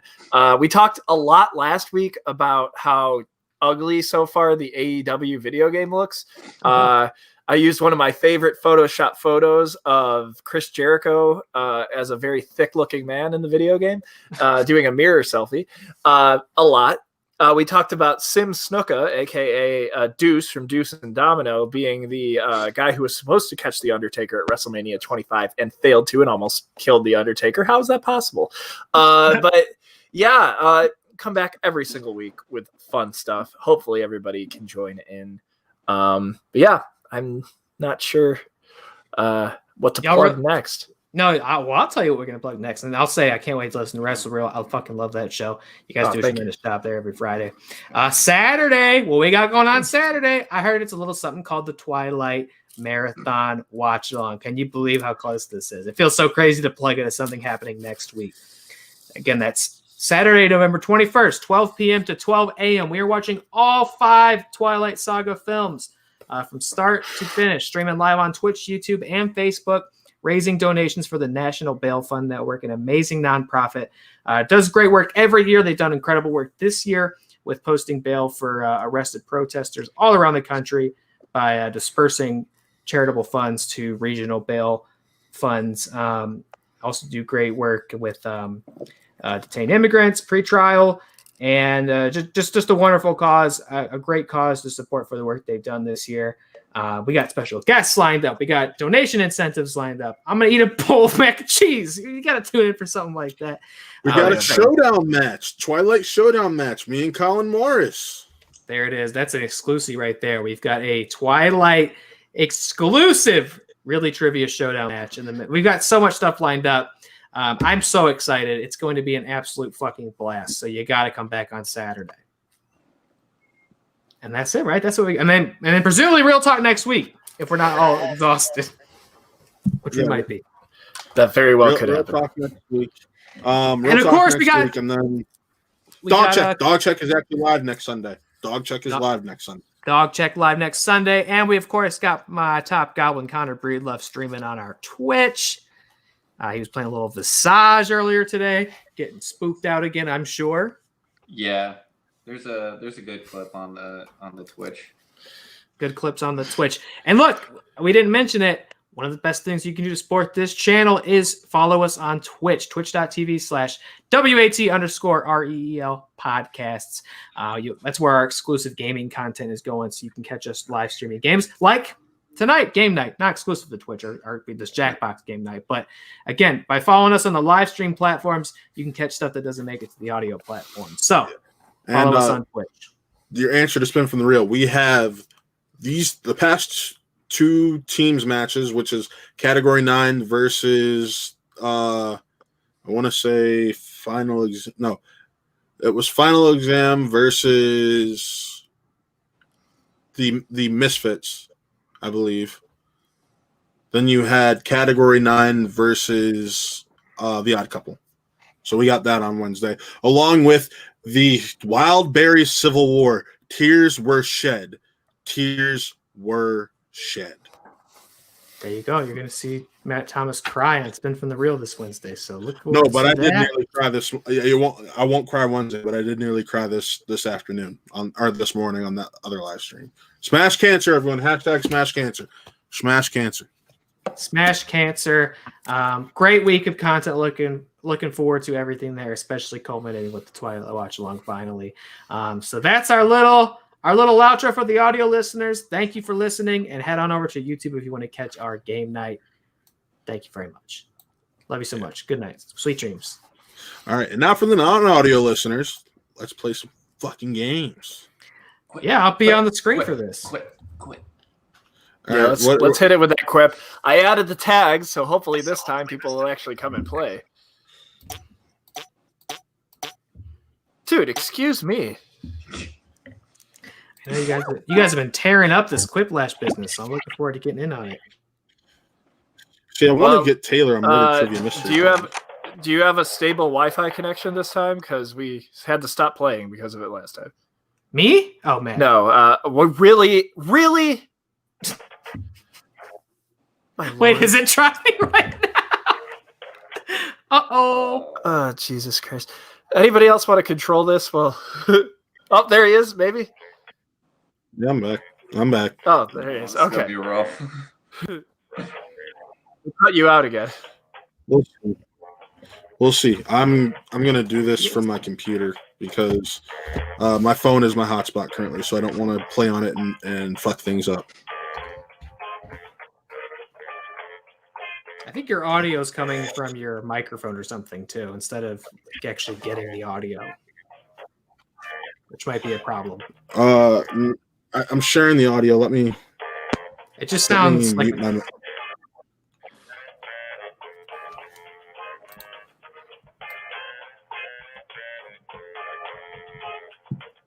No, it still sounds like poo-poo.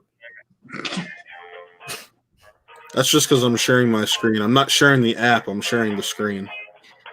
Yeah, I just feel like it usually sounds better. I don't know, Nick. You can perhaps chime in if it doesn't sound how it usually sounds, or am I crazy? I was changing my name to Poo Poo too, so I fake Poo Poo. Does that sound better at all? It doesn't sound at all. Now it sounds like nothing. Share audio. Application window, Jackbox. Hear anything or no? Nope. Yeah, so I have to share the screen for us to hear stuff, and that's just how it sounds. Okay. It might be because I have the audio turned on. Maybe it's just a connection thing. It just sounds. I'm just worried because I know this is kind of relying on us like hearing it. There we go. Oh, that sounds good. You got to remember, we were on the FKBT.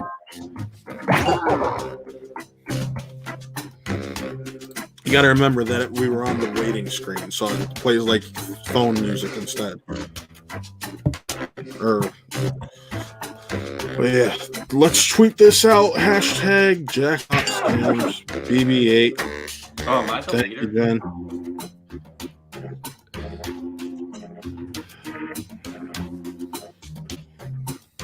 And I know some of the normal crowd probably is not joining in because they are watching the Smash Cancer event.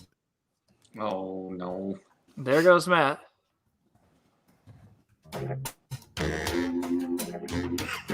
All right, let me know when to hit everybody's in. Oh, are you in charge, Connor? I guess so. Nice. Good job. No, I'm here. I hopped off Twitter and it got better. No, you've been frozen on your screen. Well, it says press this button when everybody has joined. Everybody's in.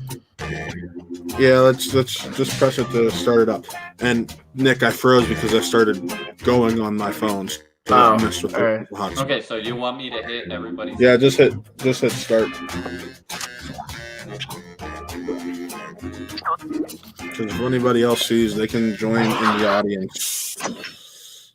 Hey, I want to say, even with all this, we didn't hit a clean week, so I consider that a success. Impressive. Time for Quiplash with your host, Josh Schmitty Schmitzenstein. Who's me? Oh, that's me. I'm Schmitty. I knew that. Take a good look at your fellow players. These are your enemies. Crush them. Who's that at the top? Here's round one. You tell me. On your device. Answer them any way you want. No Each idea. answer will go up against someone else's answer, and everyone will vote on which they like most. It's simple. You'll score points based on the percentage of people who prefer your answer. Have at it.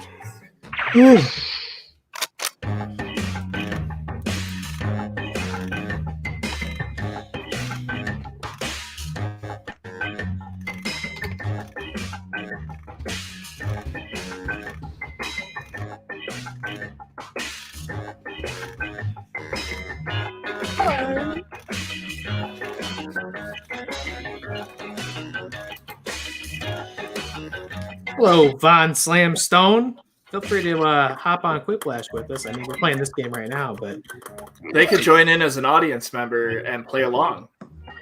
play along. Right, Poo Poo 2 is in, and I'm having troubles reading that name. It's not coming in clear. Yeah, we will have you join in as the audience right now, and we will Let's see what we're working add with. you after this game. Up We'll first, get 2 games quick last when on the subway, it's polite to give up your seat to blank. Okay, choose your favorite. Oh my gosh. That was inappropriate. That's quite crude. That's the crudes too, right there. Oh. Oh. Speaking of crude, here's all of Matt's browser history.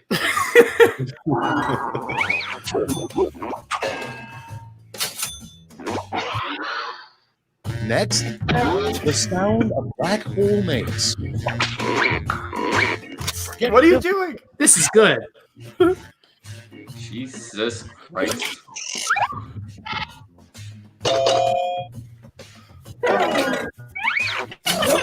Poo-poo noises.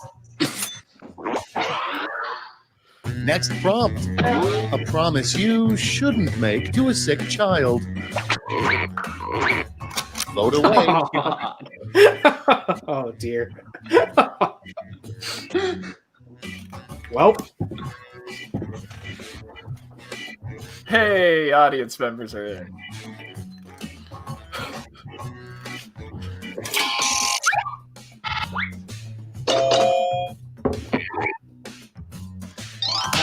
Poo-poo 2 got pretty dark. Yeah, well, that's me. Next on deck, a good use for an old CD tower. Ready, set, vote.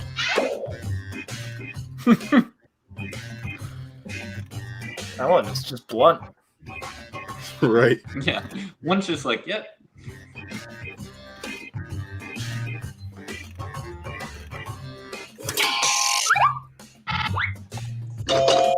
Ha ha! Ha ha!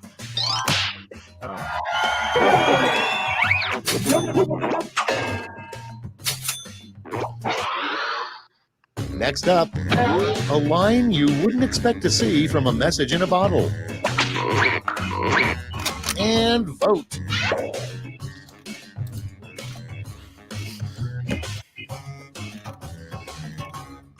Howdy. Is it sad I can't figure out which one of these would be Connor? I think I know which one. Yep. Best Jim Carrey movie. Von Slamstone-esque. Oh boy. Sonic the Hedgehog. Batman Returns. Or Batman Forever. Round one is in the books. Let's see. Ace the Ventura, scores. Pet Detective. Or if I was giving a serious answer, maybe Eternal Sunshine, perhaps. I've still actually never I couldn't seen even that. see the score there. Time, and everything's worth double. Don't let those points go to waste.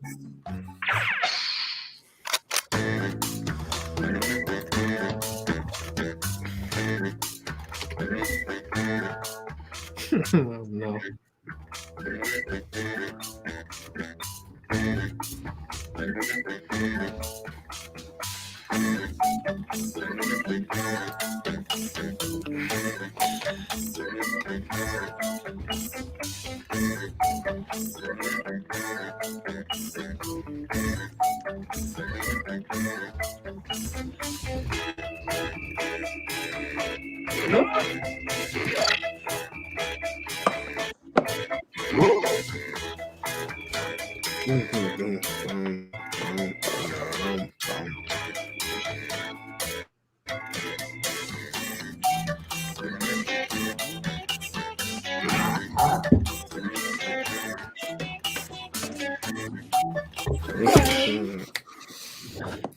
Oh, waiting on me. I'm so sorry, everybody. Big deal.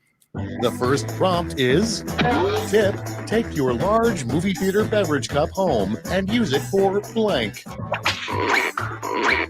Okay, select your favorite. These both suck. Taylor or Jen used it for said frog eggs. I know this for a fact. You feeling froggy? Then jump. Yep. That's ridiculous. My reused fleshlight is my fleshlight. You put it in the dishwasher, clean it. Okay, next one. You know you're going crazy when you hear the Rice Krispies say blank. It's voting time. That's disturbing. Both of those are disturbing.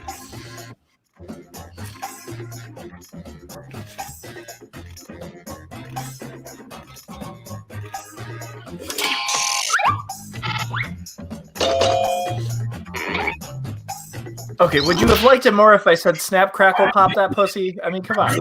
I would have liked that more. Dedication. The worst thing to say as you enter a tough biker bar. Okay, vote. These are both great answers, actually. Christ. I know which one Connor's is, but Jesus Christ. Yeah.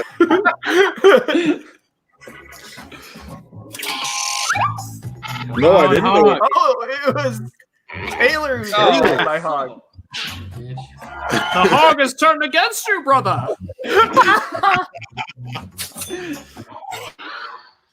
Your next prompt is the worst thing to paint on a new baby's nursery wall. Time to vote. The Holocaust. How would you paint the Holocaust? I don't even know if I have words. That Holocaust you too many points. Yes. Also, I don't know. I think Ruckus, Wu-Tang Clan ain't nothing to fuck with. Thank you, Actually, Harold that's a great thing. for that Coming idea. up next, what a bad undercover cop posing as a teen says. Vote now.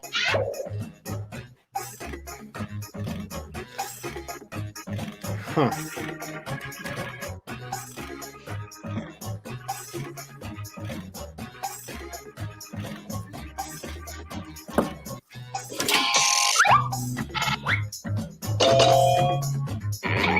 Yes.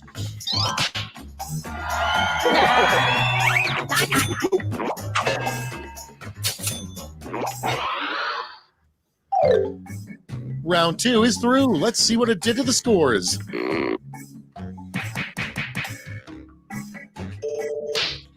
Let's go. Leroy's coming. Round 3, the last lash. Everybody's getting the same prompt, so don't hold back.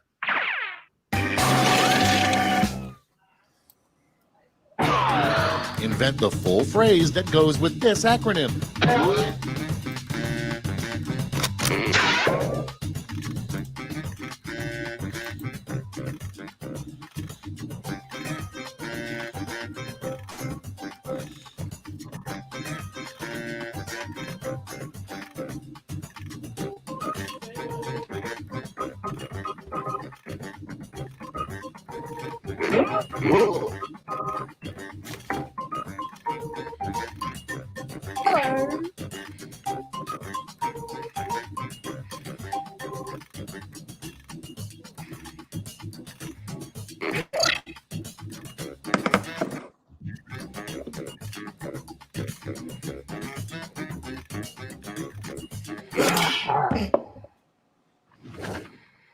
Moment of in this round, you've got 3 medals to give to your 3 favorite quips: gold, silver, and Wow, bronze. I can't believe all of the P's are pussies. Except for poop. Poop. And let's not forget Pud up at the top. You are our pussy. Your old pussy. That's horrifying.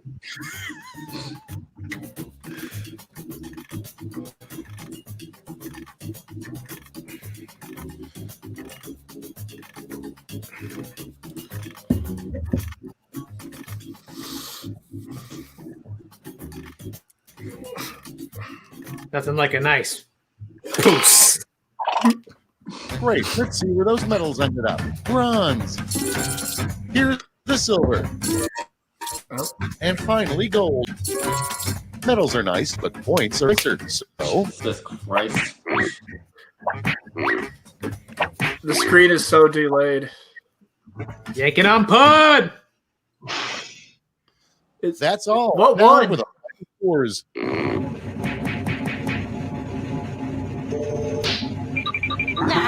Damn.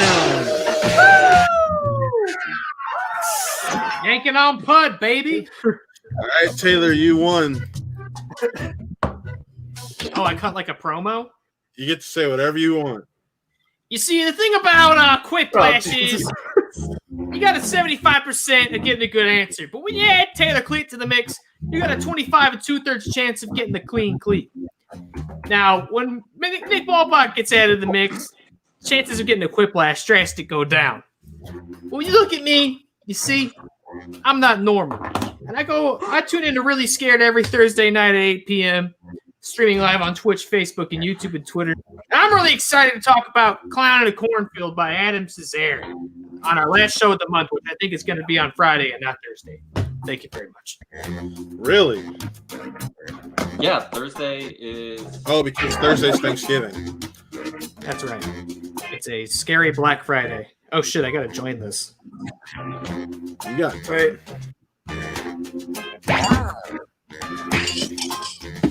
Vaughn Slamstone. Nice to have Love you. this. Love this quality. You're the only one who can read these names, Matt, because they're Yeah, streaming at because 20p. Yeah, can you read them off? now we have your background. I can see. I think a Pud Tugger is present. So mine is not letting me even join right now.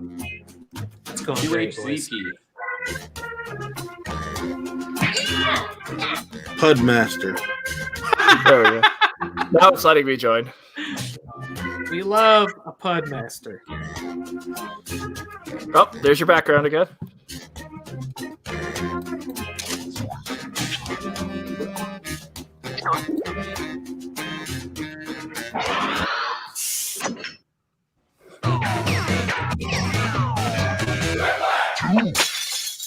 This is Quiplash. My name is Schmitty, and that's all the information I'm legally required to provide.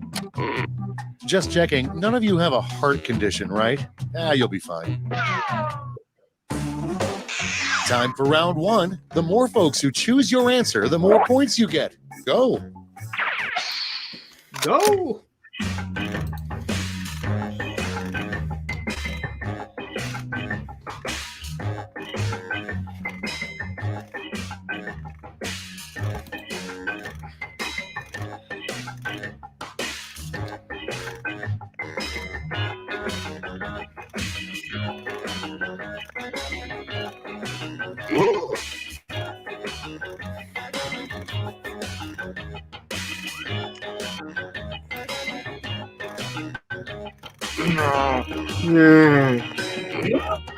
Pud Tugger.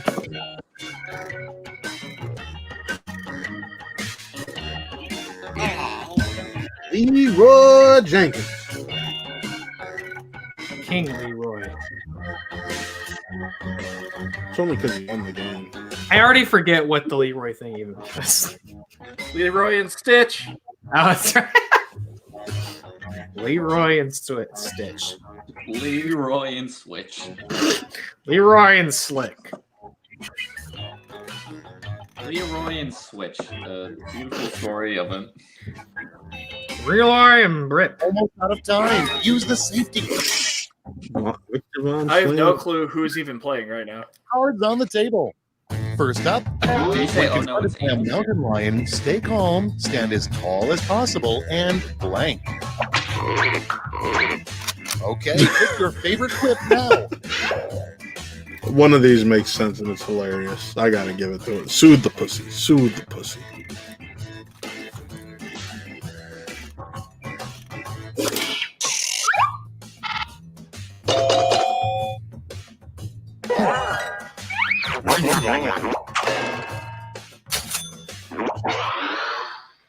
Moving on.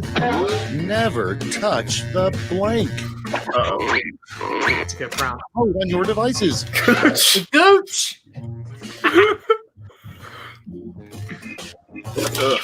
You don't want to touch Bobby Gucci. No, that's not. Yes! Uh-oh.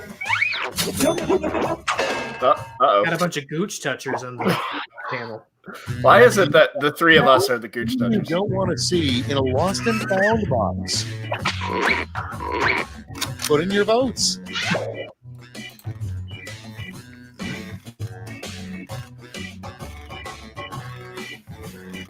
Truthfully, I'd love to find a little semen demon and nurture him and bring him home and give him a good life.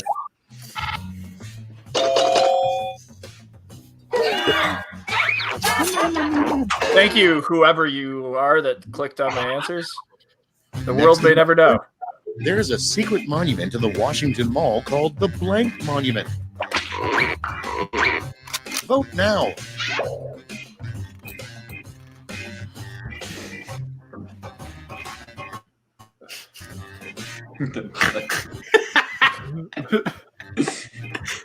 Gotta love the pun monument. A simple pud. Oh shit! Damn. Cheers to the pud monument and all the brave souls that were lost that night. The worst time to tell someone you want a divorce is in the middle of blank. Ready, set, Kyle go. Bird!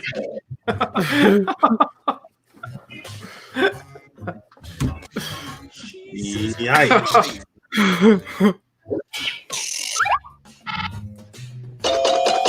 Yeah, I saw that quiplash coming. There's no ads. There's no ads. And next is a weird thing for Peyton Manning to endorse. Man, It's voting time.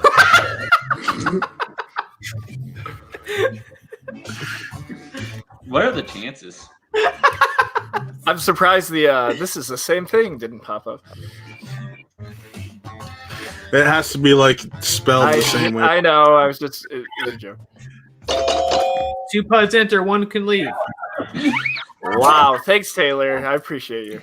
Anytime, pud wrecker. Wow, isn't it weird that it's the puds too? I didn't even realize that. Just a few 3 words. Vote away. Your dreams.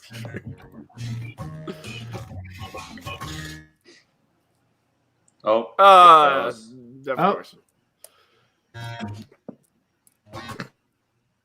Yeah. Matt's Wi-Fi goes to poo poo, or his hotspot. It was only a matter of time. Oh,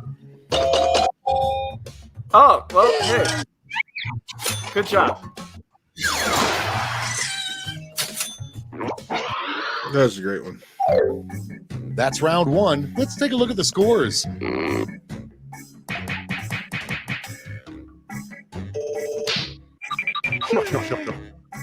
Jesus Christ. Damn. Time the for wrong way. everything is worth 2 times as much as that That's round my one. screen too, so I don't know what's going on. There we go.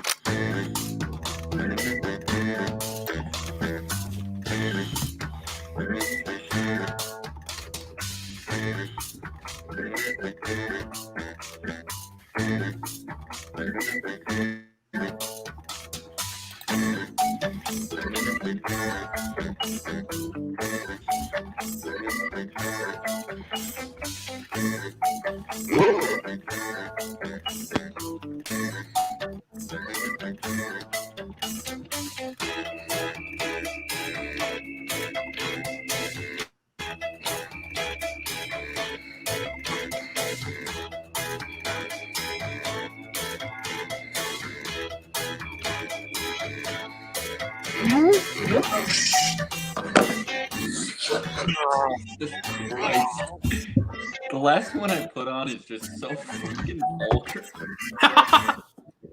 Sometimes you just gotta swing for the fences and hope for the best.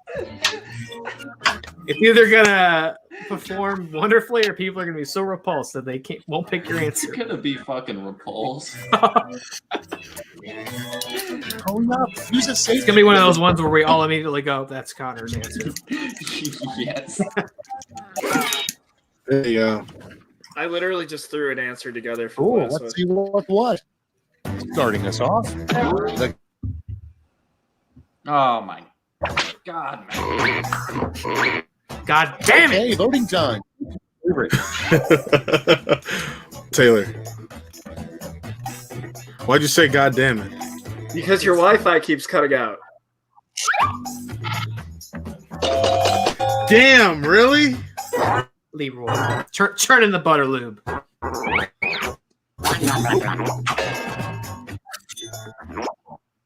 Next one, a mystery that Nancy Drew couldn't solve. The case of the blank. Okay, vote. Her divorce, kind of funny answer, but we get into the semantics of the case of her divorce, and I can't. I gotta go. I was running out of time writing that one. That's not the first time I've said I gotta go butt play. Let me just make that clear. Welcome back, Poo Poo.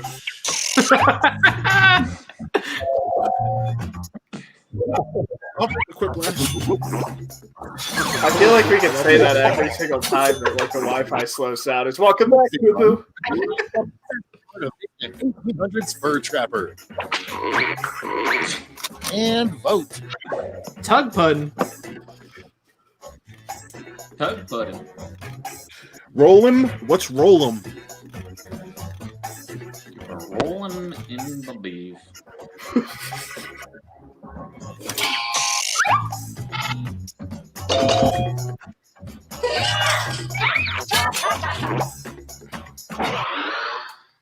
Next on the list, a terrible name for a yacht, the SS Blank.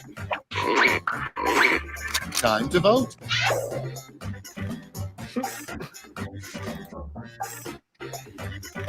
Seaman!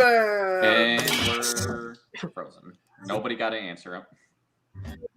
I got it. Really? Yeah, we're just frozen again. I mean, it works on my phone fine. I just this. No, it won't let me answer. Oh, it's even worse. Now it's just Welcome dead quiet. back, Poo Poo. Serial killers. I can't even answer, so it won't even let me vote. It won't let me in. Yep. Yep, it's fucked now. It's fucked. Very cool. It's fucked. Very cool. Refresh. On the cornfield. Book club. Really scared. End of the month. Black Friday. Well, now I'm out. You told me to refresh, and now I'm out. Yeah, it's not even letting you do it. Yeah, it's still waiting for an answer on the SS cock blocker.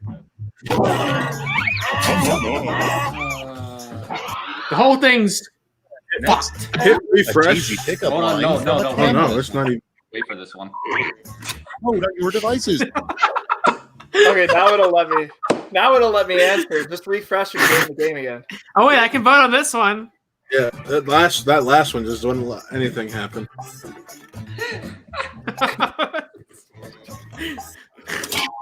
Oh, I'm sorry, Cutter. I was going for it. You guys are fucking assholes. Hey, I voted for you. I was trying to, but of course this game fucking sucks. Nobody visits at the job fair is for a business called blank. Get to voting.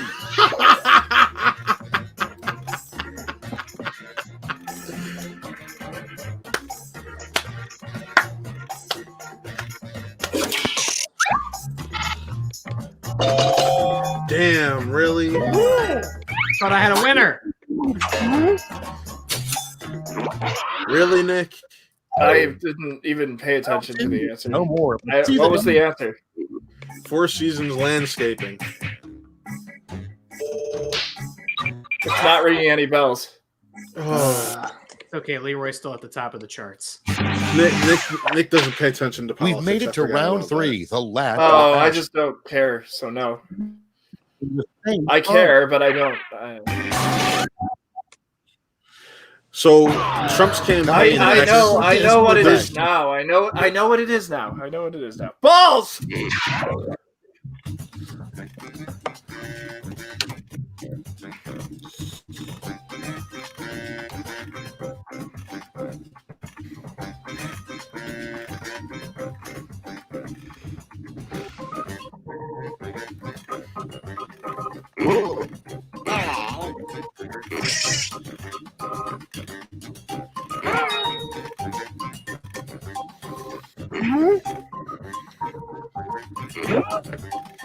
Leroy Jenkins.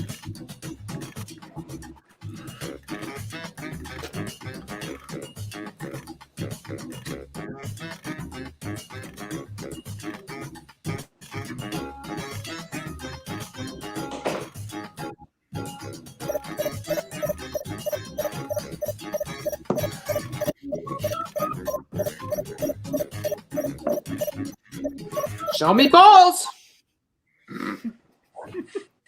Okay, here we go. Hand out those medals now.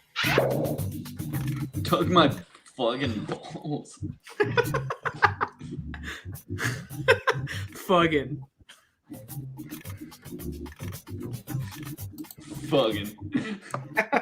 Took my fucking balls. I literally just answered. I didn't fucking care at this point. Fuggin'. Fucking.